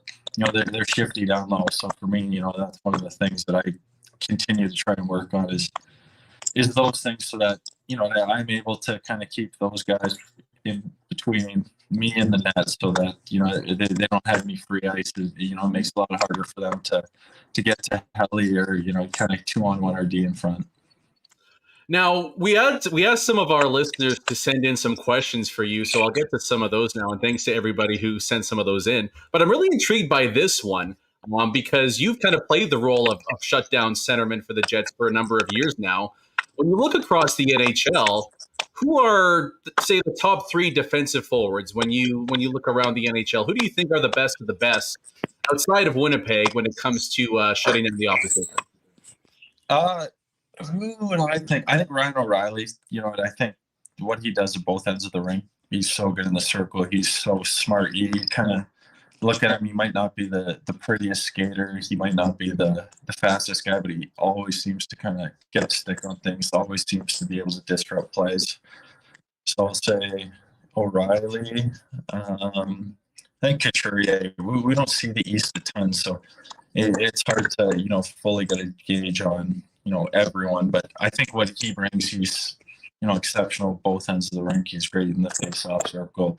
He's hard to play against. He skates well, and I think he's just got a great defensive mind. And then obviously Patrice Bergeron. I think there's a ton of guys that come to mind when you think of great defensive forwards, but he's kind of at the top. He's had such a long track record. He's so great. On the perfection line, so I'd say those 3 guys.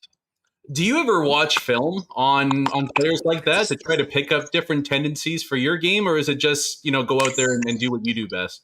I think when it comes to things like that, you pick up on it more just the more hockey you watch. You might be watching, say, Pittsburgh, Tampa game, and, you see something, Crosby does this as he's going in to pick up the puck, or Point does this to kind of get away. If things like that, it's not necessarily you're seeking out this information.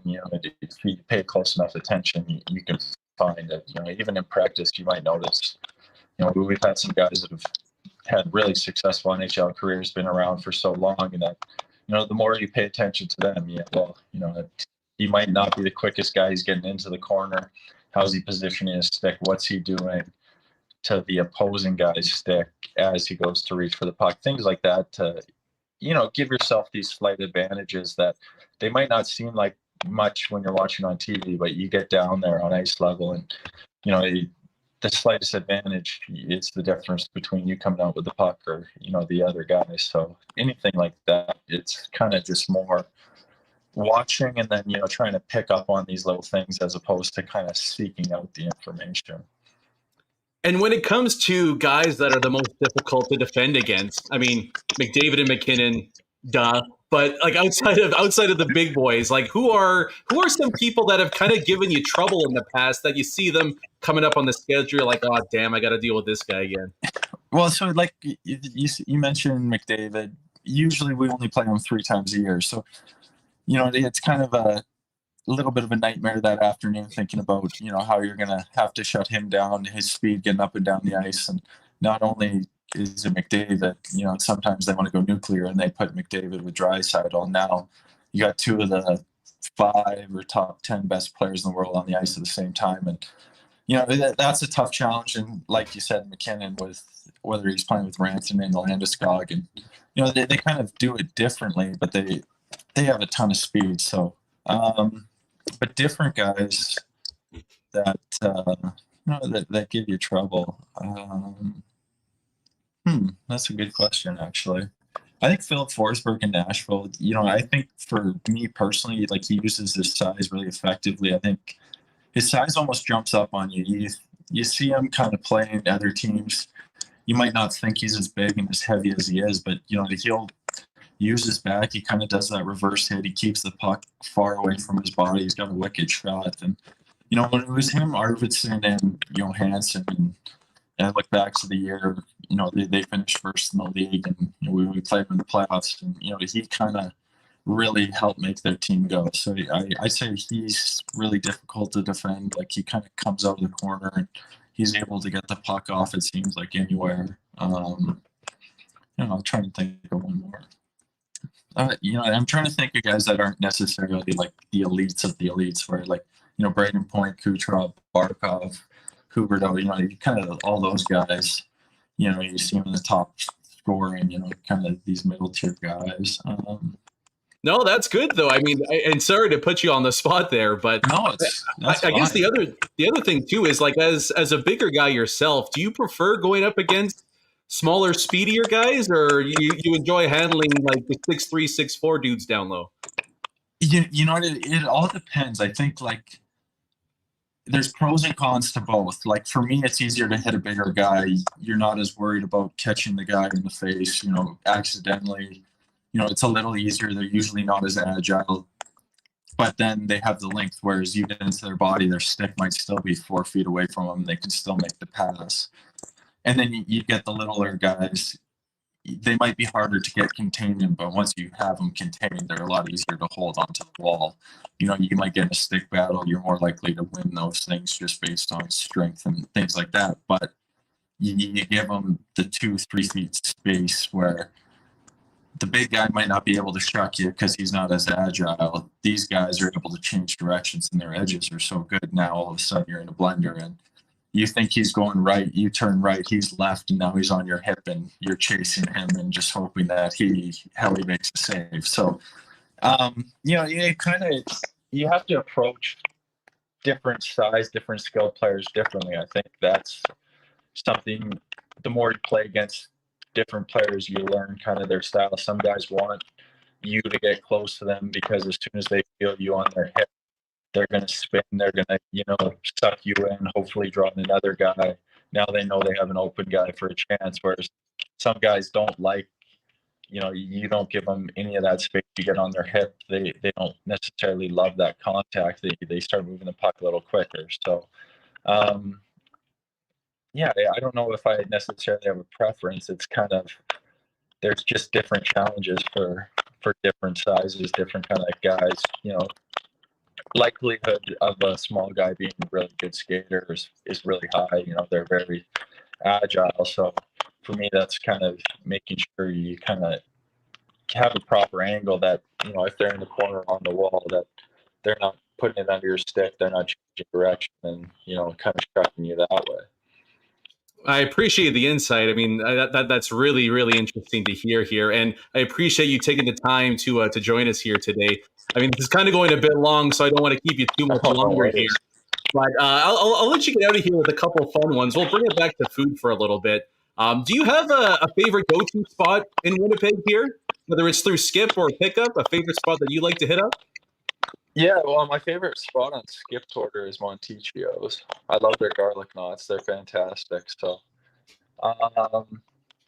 and Sub-Zero ice cream. Their parfaits are delicious. And then my favorite spot to go to, well, it was Carney, but I believe COVID got the better of that.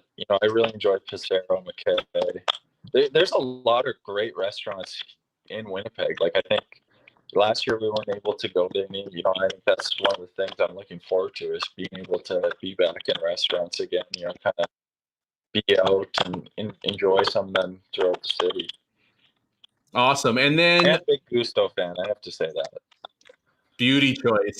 And then just one last one here on the team. I mean, everybody has a friend who basically only orders chicken fingers at every restaurant they go to. Who is the worst palate amongst your teammates on the Jets? Who's the one guy that you're always embarrassed when they make an order? Well, hold on. First of all, there's nothing wrong with ordering chicken fingers. That's fair. I grew up, basically, I was probably one of the pickiest eaters. So, like, chicken fingers and fries, that was like, and cheese pizza, basically, when I was young. But, I've grown up a little. I would say the plainest guy, Jansen Harkins, Nino Pion, threw him under the bus, but he's quite picky. Well, I would have thought Nikolai Ehlers, although, he's kind of expanded a little bit. So those two guys are probably going to fight over that crown.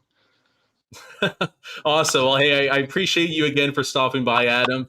Best of luck this upcoming season. I guess one last one for you here. Is there like a motto the team has going into the year? Like what? I mean, expectations are obviously high, but I guess what constitutes a successful season for you and the Winnipeg Jets this year? I don't know if there's necessarily a motto. I think, what we talked about, there's a certain style of hockey we want to play. There's certain expectations kind of within our room that's, but we're not going to look too far ahead. I think, it's about building and kind of, the ultimate goal is winning the Stanley Cup. That's every team's goal coming into the season. You got to make the playoffs to kind of have a chance to accomplish that. So I think, that's the expectations, get in the playoffs and see where we can go from there. Awesome. Well, we'll keep our eye out for the Adam Lowry cookbook. But in the meantime, have a great year, and we'll talk sometime soon. Thanks again for this. Oh, sounds good. Thanks for having me. Awesome. Adam Lowry, center for your Winnipeg Jets, very kind with his time for stopping by here. A great conversation, too. Love getting his insight on the intricacies of defending at the NHL level against some of the best in the league. So again, big thanks for Adam Lowry for stopping by here today.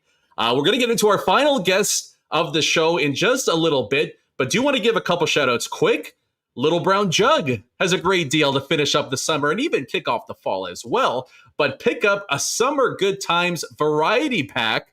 You don't have to twist my arm on that, but pick up a Summer Good Times variety pack online at littlebrownjug.ca or in the tap room and automatically receive a $5 gift card. It'll be added to the cart or given at the tap room. No limits to how many you can purchase and receive, and the gift cards have no expiry as well. The promotion continues while quantities on the summer variety pack last. So go ahead, quickly find out more at the LBJ Tap Room on William Avenue or online at littlebrownjug.ca. Also, live racing may be finally over for the season, but Assiniboia Downs remains open 7 days a week. VLTs, off-track betting, great food as well, maybe more so than chicken fingers from the terrace dining room there. But again, VLT's open daily at 9 a.m. and reservations available now for weekend dining. For more information, head over to asdowns.com.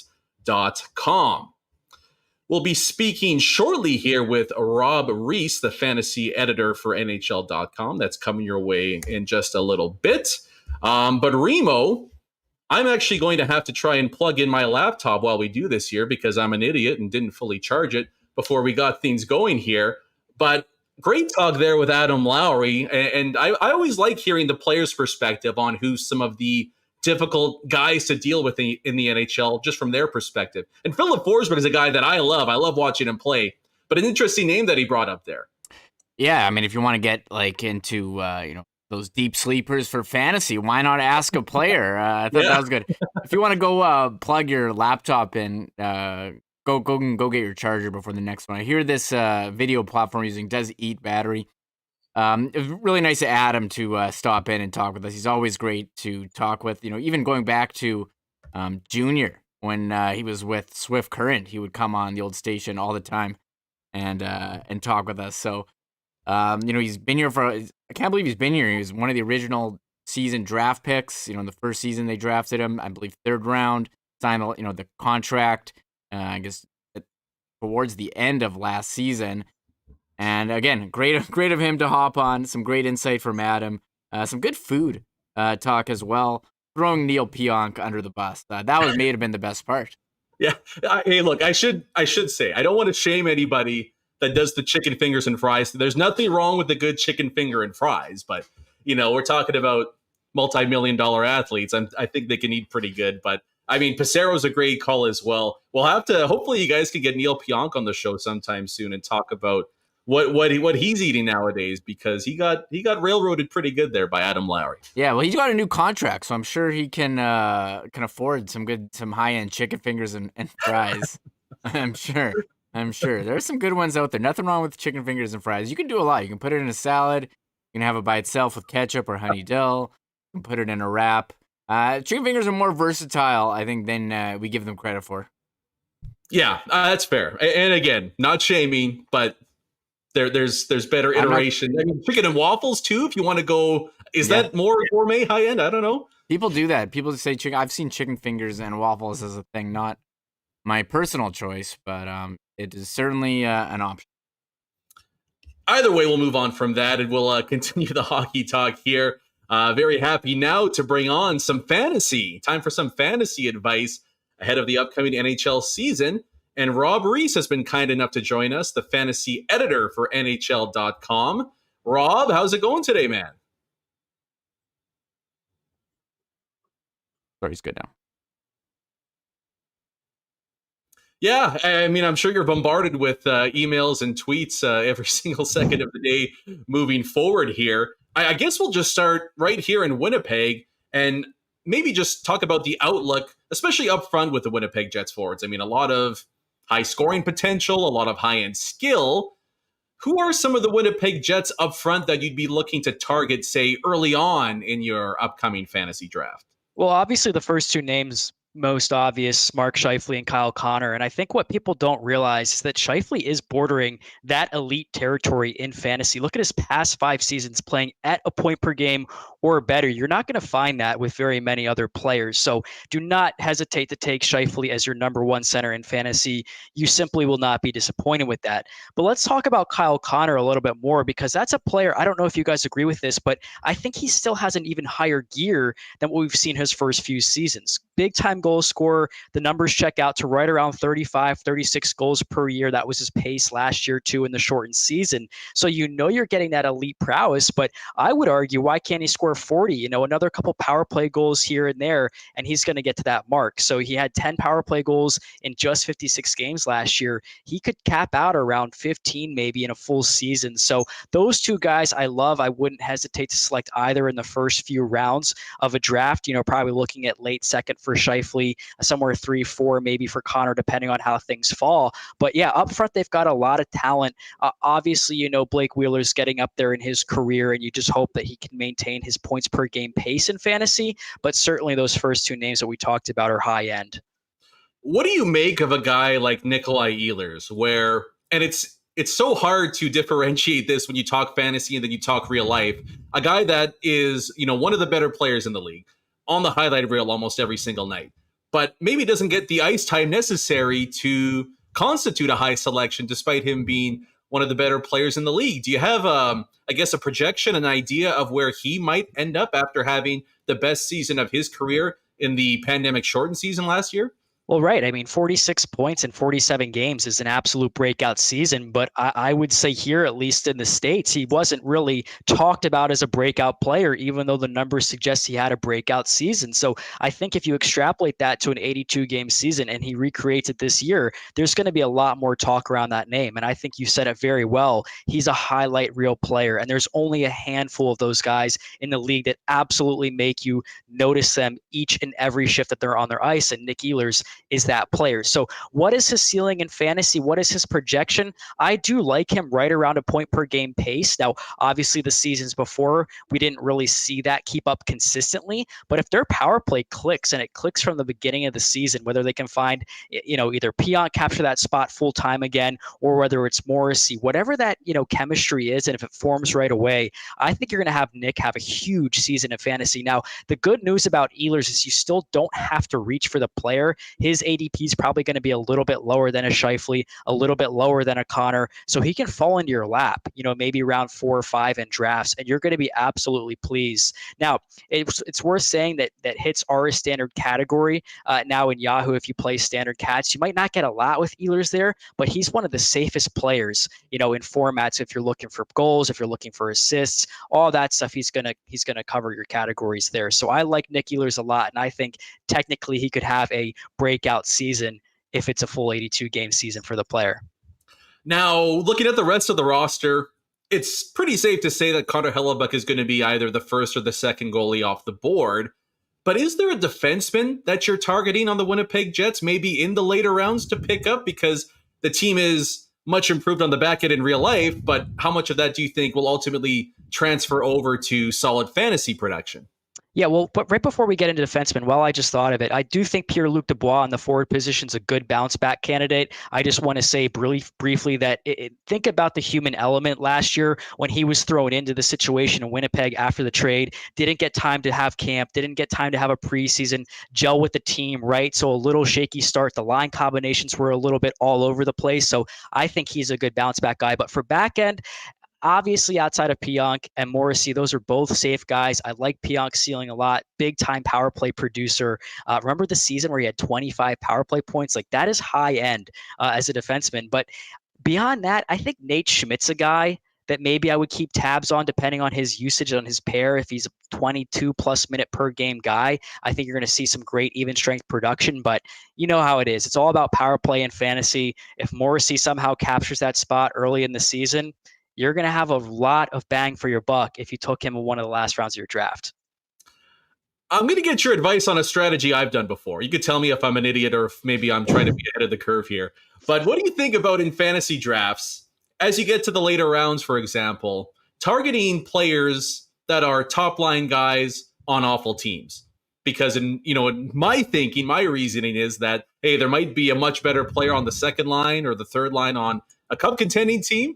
But give me the guy that's playing 20 minutes a night and first-time power play, even it is ending up on the Red Wings. Am I onto something here, or am I out to lunch? No, you're 100% onto something, but where we need to be careful is taking any Buffalo Sabres in that environment. Maybe some Arizona Coyotes. You're not going to be loving that this year. Okay, so there are, maybe 2 or 3 teams like that you want to shy away from, no matter what the role is for the player. But I think you're right. And you said Detroit, and that's a team that I think has a lot to take a step forward this year.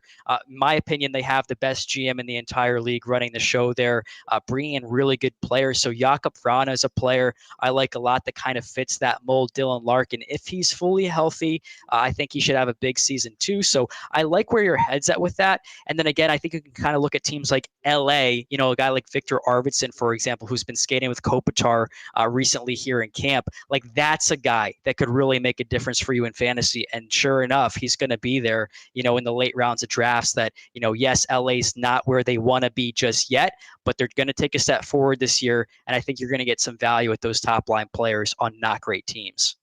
Since you mentioned Buffalo, and thoughts and prayers, Sabres fans, but would you even consider drafting Jack Eichel? What? Nobody knows what's going on with him. Nobody knows when and where he's going to play.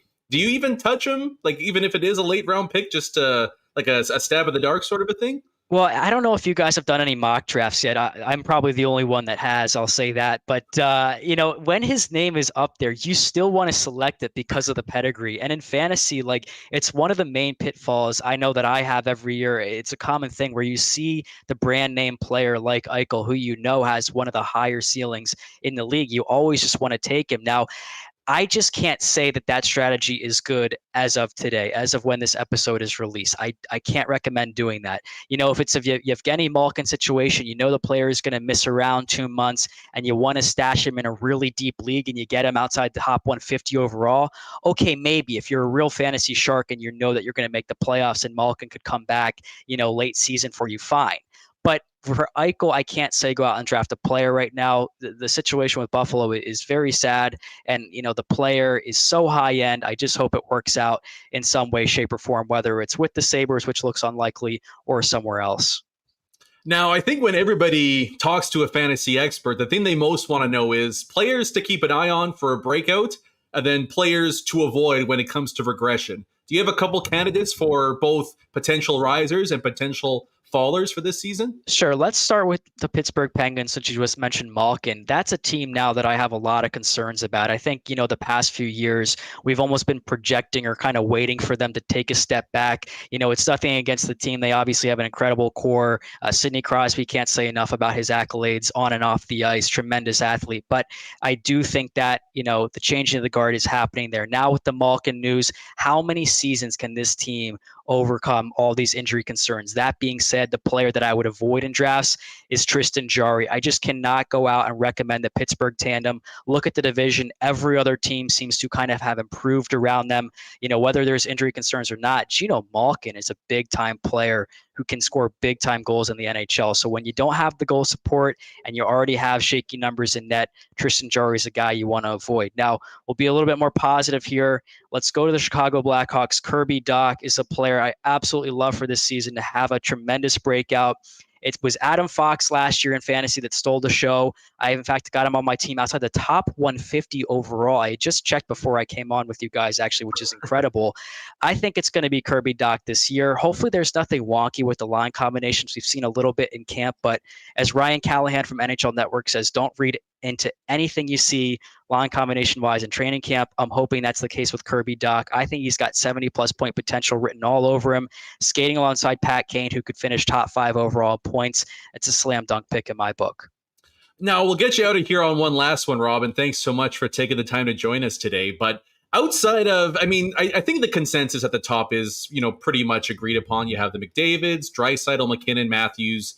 But after that kind of initial top tier, who are some of the guys that you are most interested when it comes to, say, the latter half of the first round and the early part of the second round? Some of the names that might end up winning you a fantasy championship if you're not so lucky to get a McDavid or company. Yeah, no, this is a great question because I'm actually slated to pick 7th in a big league that I care a lot about this season. And it's almost like it's like the worst and best place to draft because, yeah, you don't have to scratch your head over, am I taking Draisaitl or McKinnon or Kucherov or Matthews at 2, right? But then you have all these handful of players like Marchand's going to be there, Rantanen, probably Pasternak, Kane, Ovechkin, Huberdeau. I'm going to go with the Florida Panthers here. And I think Jonathan Huberdeau is the guy that you want to get late round 1. That team just has so much good energy. They have one of the best coaches in the NHL. Huberdeau is already established. Like he can be a 90-point player in this league, but I think it's their commitment as an organization to get better and go for a Stanley Cup, which you could not have said about that team a few years ago. Huberdeau is the guy that's going to cover every single category in fantasy. He's going to be durable night in and night out. You can get him on some off nights too, with Florida having a good schedule for that. So I would say Jonathan Huberdeau.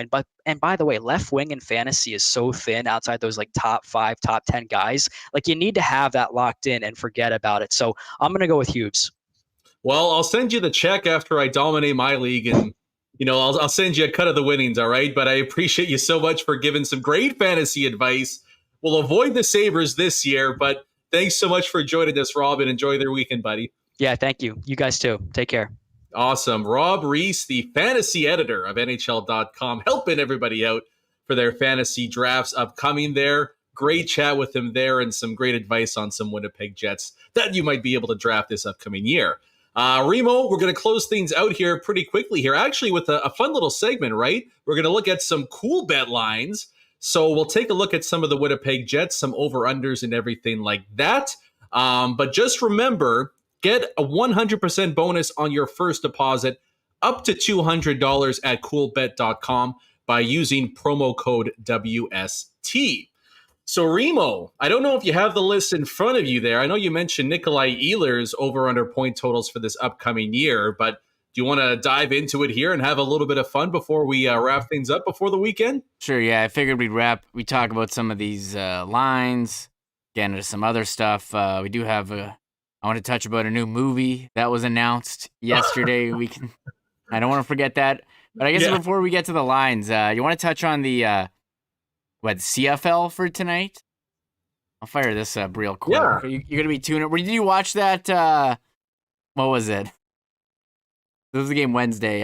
Ottawa, Hamilton. Ottawa, yeah. No, I was following along on Twitter, saw it was a gong show. I'm like, nah. I've gotten into Squid Game on Netflix, and I was like, you know what? I'll stick with the Squid Game over Squid Game. Ottawa. What's that? It's like this Korean. I think it's from like Netflix Korea.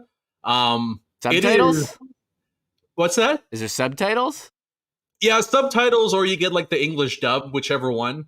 But it's pretty dark. It's a very interesting premise, but it's essentially like Hunger Games, but it's adults playing children games to try to win a bunch of money. If you don't win, you die, that sort of a thing. So, it makes me sound like a weirdo, but definitely check it out if you haven't seen it already. All right. Well, I was on Netflix last night with my wife watching season 3 of Sex Education. Highly recommend that if you love, those teen high school shows where who's hooking up with who's in a fight with who's the bully, who's the popular kid, your classic teen show. So I enjoy that. But here, if we can go on to the there is CFL tonight before we get into these cool bet hockey things. I want to touch on Montreal, Toronto. I think MBT starting for Toronto.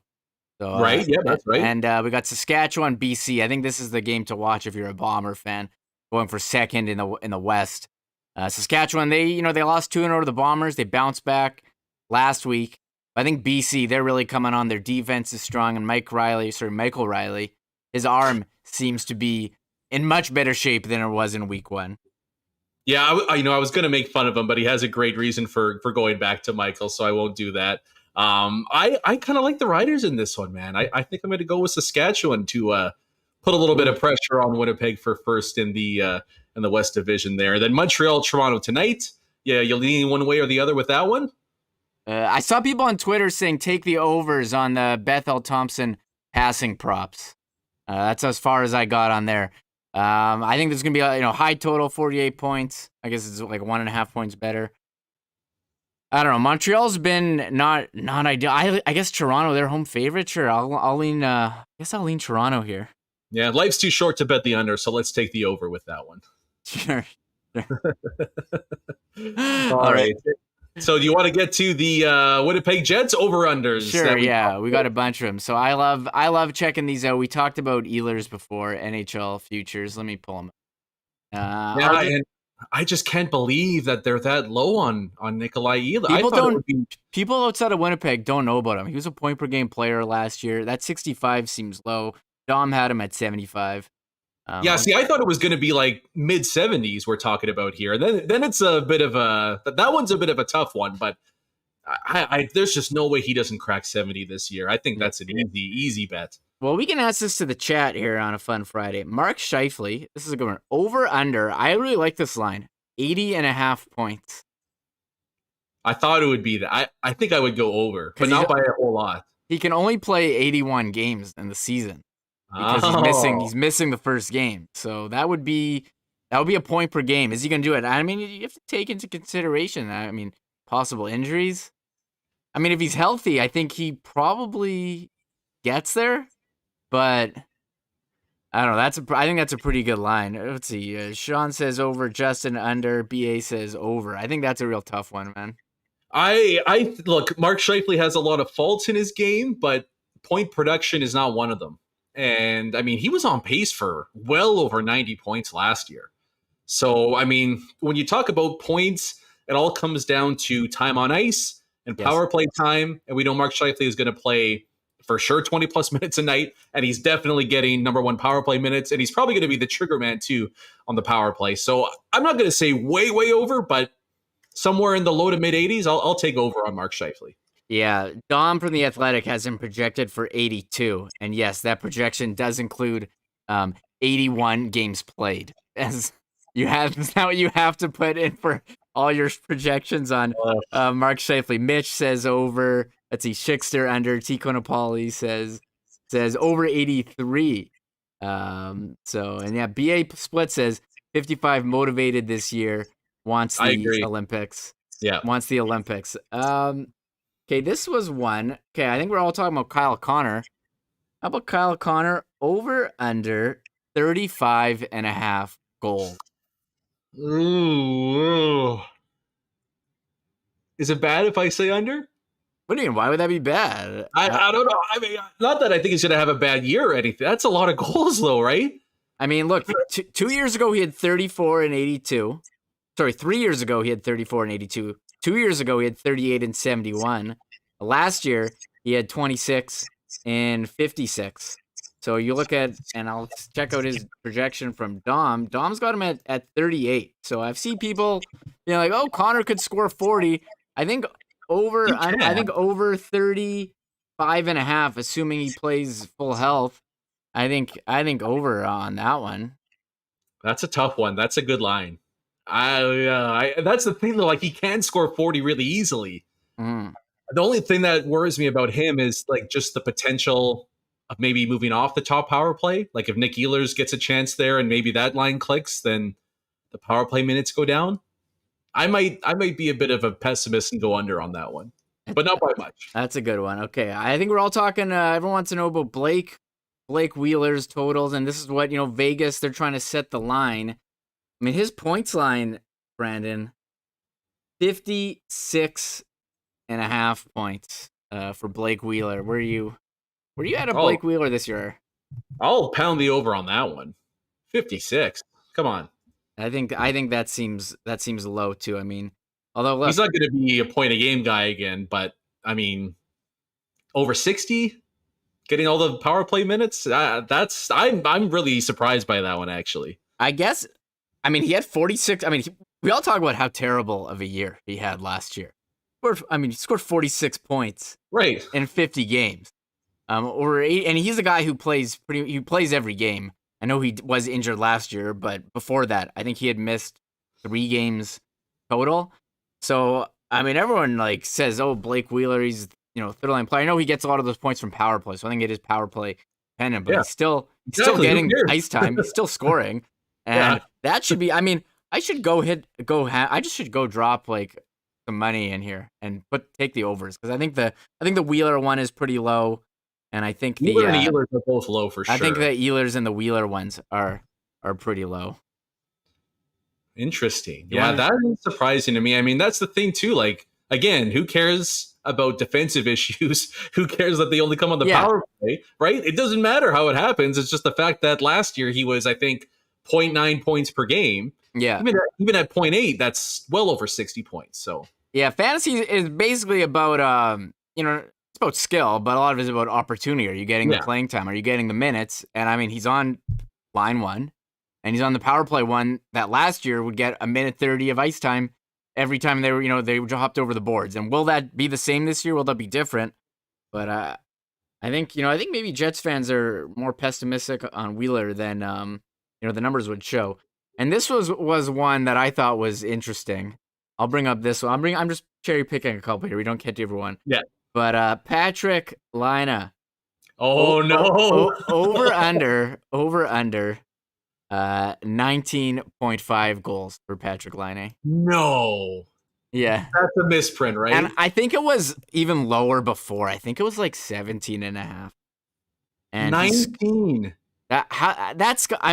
I really need to just I'm not gonna not go in a fantasy league and just bet some of these overs, season long overs on Coolbet, because I don't like doing that, because it does tie up your money for the whole season. Yeah. But that just seems so that would be a career low. He had 10 goals last year in 45 games. So I guess that's his last year's pace, but you think it would be better. And I did love this quote yesterday from Laine. Did you see this? I did, yeah. He said this yesterday. Aaron Portzline tweeted out, "I've never been a numbers guy. I don't set certain goals before the year. I want to score this many or whatever. I just want to be a better player than I was last year. And that's going to be easy this year because I was pretty much shit last year." So Laine, he knows that he was awful. He's, they got a new coach there in Brad Larson. I saw he was lining up on line one. I think, we had people in the chat arguing about the Laine for Laine Roslovic for Dubois trade, and we're going to be arguing this trade again for a long time. And I don't think you can declare a winner. They were all terrible last year. I mean, Roslovic got off to a good start, so maybe Columbus got 2 players and the Jets got 1. It's just funny because people are upset that Roslovic has gone in the trade, not Laine so much, because Laine was so brutal last year. He was so brutal, but they got a new coach. I think he was playing with that Sillinger, Cole Sillinger, and Voracek, right? And Jake. Yeah, and I forgot actually. It's so funny. I said this yesterday that you remember all these moves that happen during the summer, and then after you forget about them. You hadn't thought about them for so long, and then the training camp starts oh right, Voracek and Atkinson got traded for each other. I completely forgot about that one. Yeah, hey, Patrick Laine's not going to have to worry about Voracek shooting the puck at all this year. I mean, any Flyer fan will tell you that shooting the puck is not in his repertoire. So he's going to have a trigger man for him. He might score. I don't know how many even strength goals Laine's going to score. He might score 19 power play goals just by standing on Laine Island. So I might throw the car keys on over 19.5 goals for Patty this year. I did like that one, and we did Shafley, we did Wheeler, we did so we did one prop from all those players. So I did enjoy Coolbet. Yeah, I don't know if they have like defensive numbers or what Neil Pionk's is, but I've gone on record saying Neil Pionk is going to have a monster season this year, and I mean I guess it depends what the over under is, but I'm taking the over on Neil Pionk this season. Yeah, I think it depends on how the power plays shake out. Although Jets power play 1 and power play 2, I mean we're both very good last year, so maybe it doesn't matter. But he had 32 points in 54 games, so you'd have to think he could have a 40 or maybe 50-point season, 3 goals, 29 assists. And I know a lot of people do like drafts with their friends who maybe aren't from Winnipeg, but it seems like the Jets are always very, very undervalued among people who don't follow the Jets as closely. And we've talked about Nikolai Ehlers a bunch. Yeah, no doubt. I hey, if I had a hot take for the upcoming season, mine's going to be Neil Pionk as an all-star. That I don't know how likely that is, but I think Neil Pionk's going to be an all-star this season. So, the only thing is, I guess, are they doing it by division? I know they have an all-star game format, right? Yeah, and there's only so many guys that could make the team. It's a lot harder, so you're kind of limited. But usually like one. I remember Wheeler got hosed out of the all-star game a couple times. And the Jets are not exactly a draw. The Jets don't have any games on national TV in the U.S. this year. I'm not surprised by it. But I'm not surprised. But I mean, that's just where the Jets are. I mean, Edmonton, shockingly, has like the most games on national TV. On TNT. Really? I don't know if it was the most, but hold on. There was a good graphic on Reddit. I saw that where they had a ton on TNT. So they're really, NBC always showed Chicago, Philadelphia, Pittsburgh. Yeah, they had their team. Pittsburgh kind of sucks now without Crosby, Malkin, and they don't have a goalie. But the Jets, I think they're trying to go away to actually show the league stars on the U.S. national, and they do have the new TV deal with ESPN and TNT. So I think I'm kind of curious how that's going to go with the new broadcast. But I just wanted to bring out. So we'll see. Now we don't have a ton of time here. But you mentioned it to me before we went on, and you kind of teased it a little bit there. But we got to talk about a movie coming up.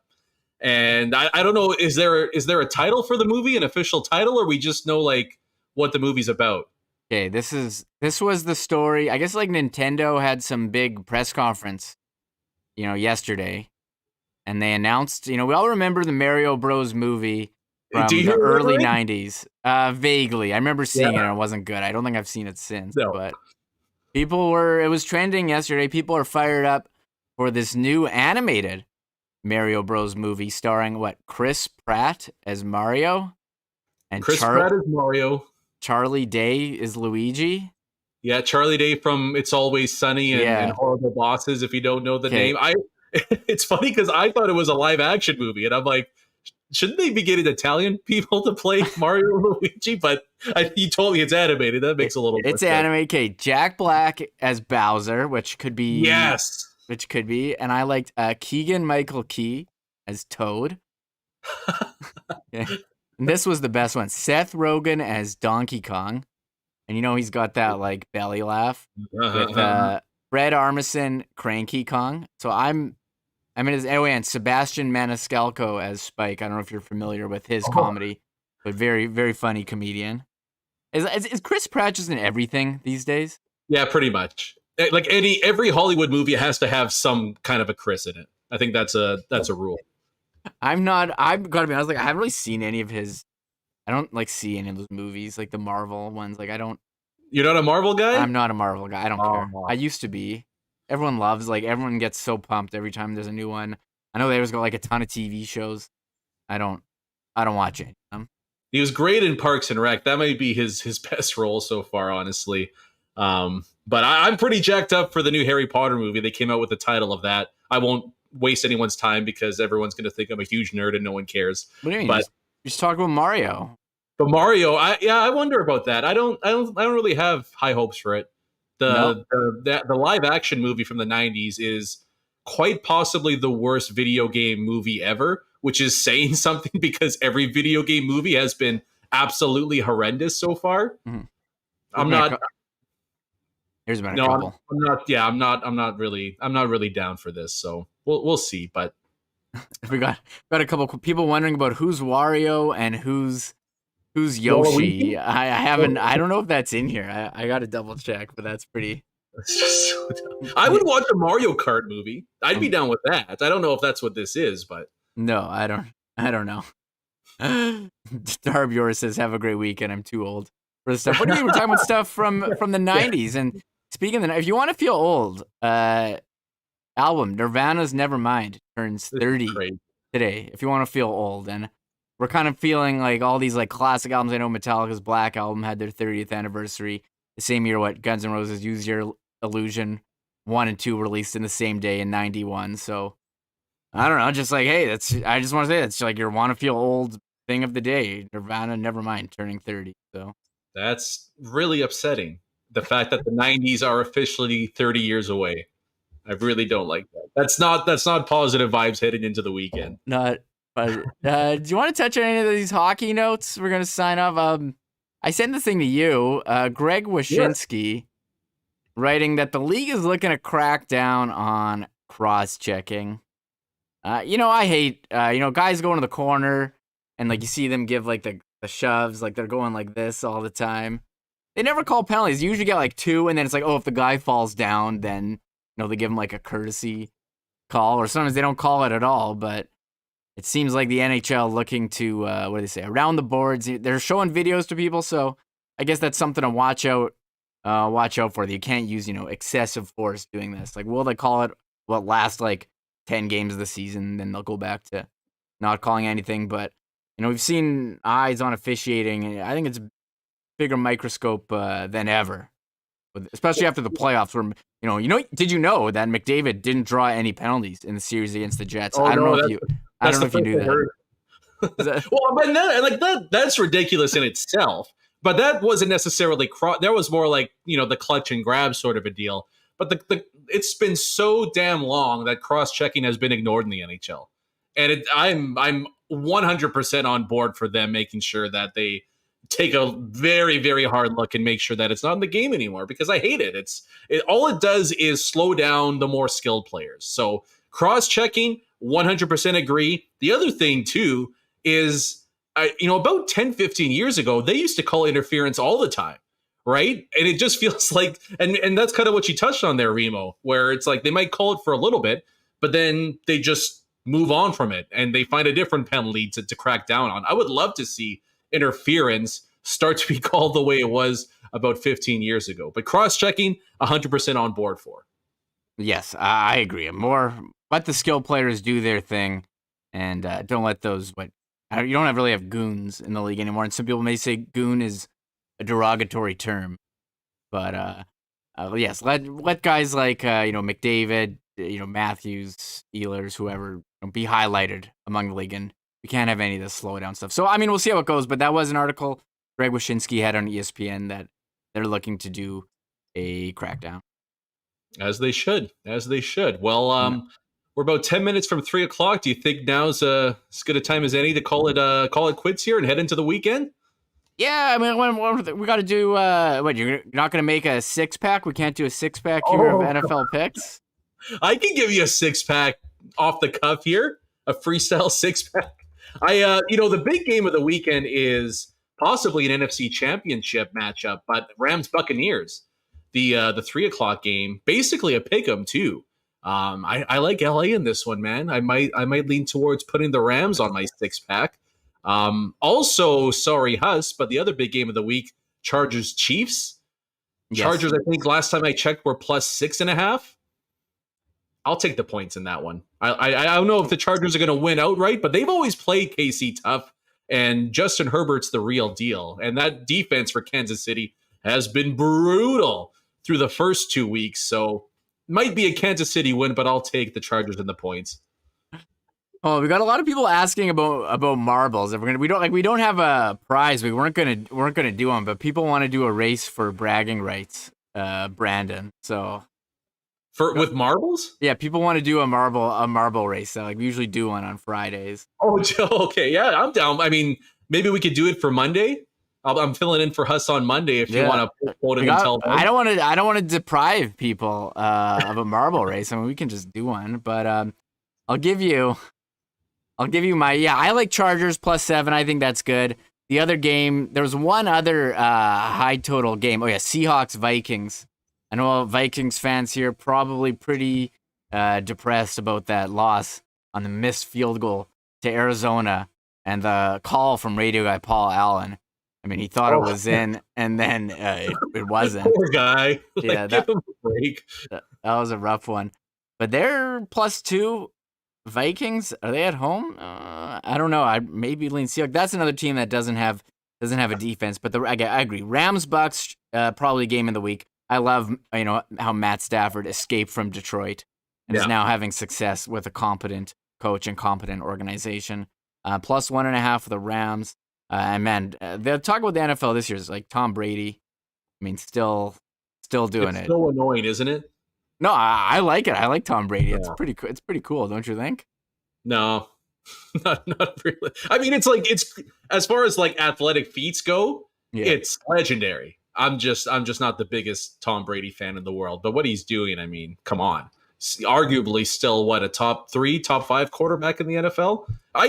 At this point, would you not bet money on him playing until he's 50 as opposed to him calling it quits before then? I don't know. The wheels can fall off like that. Like the guy seems like he's going, maybe an injury happens, but he's got a good offensive line, good talent around him.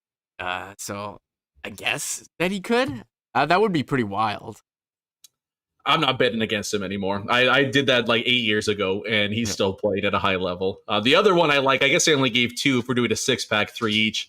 I think I'm just going to bet against the Jets for the rest of the season until they actually cover a point spread. So it's a big number against Denver, but Zach Wilson does not look ready to play in the NFL just yet. No, Denver's maybe been the biggest surprise in the NFL this year. So it's a big number, but I'll take the Broncos minus 10.5. Yeah, Teddy Bridgewater's look pretty good. I don't know if anyone's in Survivor pools, but my Survivor pick in my league is Denver this week. So nice, yeah. I think it's good time to use them. I don't know. You want to just shout? Should we do? Does everyone in chat want to do a marble race? I want to do a marble race. I've never been involved in one. I'm with everyone in chat. Okay, you want to? All right. Well, here I'll throw some. I can throw some koozies in for a prize. I'll throw some Winnipeg Sports Talk koozies. I love how jacked everyone is for the everyone's just like marbles. What are you guys doing here talking about sports? Bring on the marble race. So you just want to shout out, read off a bunch of names of people who are in, and we can. Everyone is like so jacked. I think it's become like a Friday thing, and it's 2:52. So you would just read off the names. Who says? Rob Mahoney says, "Just get to it already." Yeah, like, I don't have the comments in front of me here. Oh, so you don't have the chat. No, you're such a noob streamer, not having the comments in chat. How anything works. I'm sorry. Okay. Candace Jane, man, Robert, should I just read them out? You got to pull up the chat, Brandon. Come on, you got to help me out here. I'm trying to find it. I still don't know what I'm doing. Oh my god. I'm typing them out. Okay, should I pull up the screen, I guess? You could do that if you need me to kill some time here. I just love people like enough talk, marble time. Yeah. But I will give a final thank you to the sponsors over here at Winnipeg Sports Talk, Manitoba Battery, Royal Sports, Canadian Club Whiskey, which I'm about to get into in about 5 minutes time, Not Auto Corp, the Nick and Nikki DQ Group, Boston Pizza, LBJ, Assiniboia Downs, and Coolbet Canada. So a big shout out to all the sponsors, everybody helping out here with Winnipeg Sports Talk. But it is marble time. It's the moment that you've all apparently been waiting for. So I'm intrigued. I can't wait to see how this goes because I have to admit I've never seen a marble race before. So this is interesting. So you're gonna hand over the play-by-play to me? I'm typing out all the names. Okay, yeah, I am gonna have to. I mean, I can maybe be your color guy, but I will see the play-by-play calling to you when it comes to the marble race here. I'm just an intrigued fan like everybody else right now. Okay, I got 25 names in here. I got, Marilee, Justin, BA, iHeart Gaming, Theo, Winnipeg Chester, Justin Fung, John D, Schickster, Frosty, Sorry, I got to put my Frosty. Who else do I got? There's Murray. Marble Murray is in. Marble Murray. You don't have the chat? You're such a rookie. No, BA just no. called you a rookie streamer now. I know. I wish I could help out, but I don't know what I'm doing. Man, that's the best part. You got to say what up to everyone. I know. I'll figure it out for Monday's show. I promise. But you don't have two computers. You just have the one computer. Is that what you got going on? Yeah, my computer was almost dead halfway through the Adam Lowry interview. You think I'm going to figure out how to work the chat by then? I'm just trying. I'm just trying to make sure I get this out to everyone. Oh my god. That's amazing. I didn't know that you couldn't see the chat. You gotta come in. You gotta say what up to everyone. You say, hey, what up, Candace Jane? Oh, Jet Oil Tom, great to see you back. He actually won last time. Jet Oil Tom. I got Todd for Tanny. I will give a shout out to all those lovely people, though. I appreciate you guys tuning in and listening. You just outed yourself as like a rookie, as a total rookie. I know. Hey, I'm not gonna argue that I know what I'm doing here. I'm a pro. No, you did a great job. Honestly, you did a great job thanks, hosting the show and running the ship here. All right. Well, I got a bunch of names. I got 33 different names in here. So I got Rob Mahoney. I got Taylor, Mitch. I got all the guys, everyone in. That seems like a lot of regulars. But Kenny's water bottle is in. I got me and you in there. So I'll send some koozies. I'll mail some koozies to the winner. Brandon was just Kenny's water bottle. Brandon was just yelling at his wall for the past 2 hours. Yeah, that's actually my biggest fear. So. You didn't know any of the comments, Brandon. No, I don't. So I don't know. Like I'm assuming everyone's just been chirping me for 2 hours here, but I would like. We'll get it. I promise. I'll figure it out on Monday's show. Okay, so I can actually communicate with everyone. My apologies. But his marbling as noob, according to Schickster. That's pretty funny. Oh, Zach Sarnicki's in the house. I see Zach. And I think I got waiters in there. Yeah, I got waiters. I got waiters in twice, actually. All right. So I got 33 names in. Beauty. And here. So you've never seen this, Brandon. You never watched the show? No, this is a first. I watched the show. I just haven't seen the Friday Marbles. I listen to your podcast. You're not tuning in? I swear I've been watching. I just haven't seen the Marbles. Okay, let me pull this up. Here we are. Okay, let's do this. So this is how it's gonna work. I'll add the names. We got all clear. So we got 33 people in. I got Brandon. Brandon's got a marble. So I got 33 names. Oh my god! So this is how it's gonna work. I'm gonna pick a track, and I gotta make sure I have the right number of names. I guess I'll pick a track. So there's all the names. What do we got here? Pause. Let me pick the long ones are kind of fun. So it has like, I like this one. Oh, we did Rusty Remnant. That was a good one. Okay. I like Coils of Power. And we'll do 33 names. We got 33 people in. Everyone wants to see. And I'll send some koozies to the winner. We got some koozies. Do we add Huss? Too late. Oh, Bartholomew, you just got in a bit too late, Bartholomew. I know you're always in here. So Coils of Power. So you can see the race, Brandon. Yeah. And I'll make you a bit smaller actually, because Hustlers has gets cut out. So hold on. And we will do this Friday Marbles, and I'll send some koozies out to the winner. Just DM me after, and I'll get that set up. Let me make you a touch more. My heart's actually kind of pounding a little bit here. I'm jacked up. All right, we're golden now. All right, let's go. Ready? Marbles. Okay, there we go. They're all so Brandon. This is it. They're all going through this little funnel thing here. The leaders in the top right. And they're all going down. Albane Bell leading Todd Furtani. I've never played this one, but they're going to go down this thing into this electric thing. And the winner will get some koozies from Winnipeg Sports Talk. I really need some koozies too, so this is big for me. It's still kind of hot out, so got iHeart Gaming in there. Mara Lee's in there. Me, I'm in third, and I'm not eligible to win. But this is wild. What is happening here? Oh my god, this is called Coils of Power, and they are not kidding. They are going down these electrical coils. Mara Lee, what happened? Oh no. Bye-bye. Bye-bye. Oh, no, is she done? Wait. Yeah, she's done. Bye-bye. Bye-bye. She went over the top. Does that happen? Yeah, she got eliminated. Oh, I'm so sorry. Sorry, Marilee. But yeah, they're all going down the coils. We'll see. Oh, there's Michael Capty. Bye-bye. Over the top rope. See ya. And so... I'll tell you what, man, if this doesn't work out for you, you got a future in marble play-by-play. I'm trying, man. There's BA Split. Larry the Sports Guy. No. Bye-bye. They're gone. Oh, there's Mitch. Jeff Cabellis. Kenny's water bottle is out alive. Oh, there's me. I'm done now. But Kenny's water bottle, the lone marble going down the track, going under that laser beam. Doesn't want to get caught by the lasers. Oh, he got infected by something there. He's slowed down now. Brandon, there you go. Bye-bye. Oh, no! Oh, there goes Rob Mahoney. Everyone's getting eliminated, but Kenny's water bottle is in the house. He's Secretariat right now. Todd Fertani just got bounced out of the race, but Chris Vermette in second. Kenny's Larry Eloy. Bye-bye. Over the top. Waiters from the sky. What is everyone? What is happening? Nobody's surviving this. Only a couple remain. There's Greg M. Oh, Greg M. just got bounced out. Oh, he just took a shortcut. Watch Greg M. I saw him in chat too. Oh, could Greg M pass Kenny's water bottle? He just got hit a jump or something.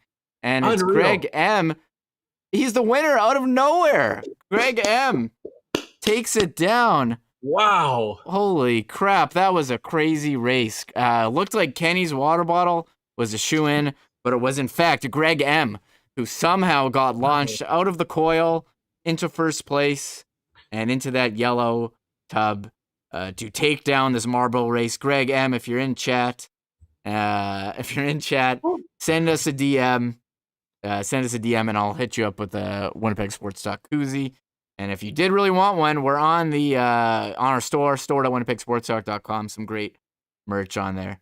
There's Greg M. Of course, no prize. What do you mean? You get Winnipeg Sports Talk koozies. Send me a DM. What? It's not a prize. Sorry, it's not like a giant bottle of alcohol, but that's only on Bomber home game days, Greg. I'll take the koozie if he doesn't want it. I mean, yeah, Greg. If you don't want the koozie, I'll send you some. The real prize is the friends that we made along the way in this marble race. So it's kind of a double prize there if you really think about it. Yeah, that was electric. That was unreal. Well, electric. I don't think that's a pun because it was called Coils of Power. Yeah, literally was electric. Wow. So Larry, the sports guy, says, I've seen that trick before. Yes, Larry was the one who went over a big ramp and passed everyone. And here's everyone who survived. Greg, Albane, Bale, Road Rocks. Kenny's water bottle was ready to win, but he didn't even finish. So wow, that was a wild one. Well, the people asked for it. They wanted it. Taylor says it was the best one she's ever seen. Wow, just for me. Well, that is awesome. I mean, I'll tell you, I listen. I swear I listen to WST, but I'll be here every Friday now to close out the show to check out marbles. And I got to get myself a koozie, so I'm going to enter myself too as well. Yeah, we have some for sale, but I'll send Greg M some koozies. Sure, we'll Beauty. All right. All right. You want to end the show here? I don't know if we can top that, so we'll call it quits here. Remo, thank you so much for helping me out. Appreciate everything and making this bad boy run. Again, just a quick final thank you to our sponsors, Manitoba Battery, Royal Sports, Canadian Club Whiskey, Not Autocorp, the Nick and Nicky DQ Group, Boston Pizza, Little Brown Jug, and Assiniboia Downs, and Coolbet Canada. We're done for the weekend. Thank you guys so much for listening. We're back at it this upcoming Monday. I'll be filling in for Huss once again as he makes his way back from the Ryder Cup over there in Whistling Straits. We'll talk, I guess, the first Winnipeg Jets action of this season, the first exhibition game, and then all the other news around the sporting world as well. But again, thank you guys so much for stopping by. I'm Brandon Rewucki, filling in for Andrew Hustler Patterson. Enjoy the weekend, everybody. Oh, my God! Oh! Shut it down! Let's go home! Thanks for tuning in to Winnipeg Sports Talk Daily. Make sure to subscribe on YouTube and your favorite podcast feed at winnipegsportstalk.com.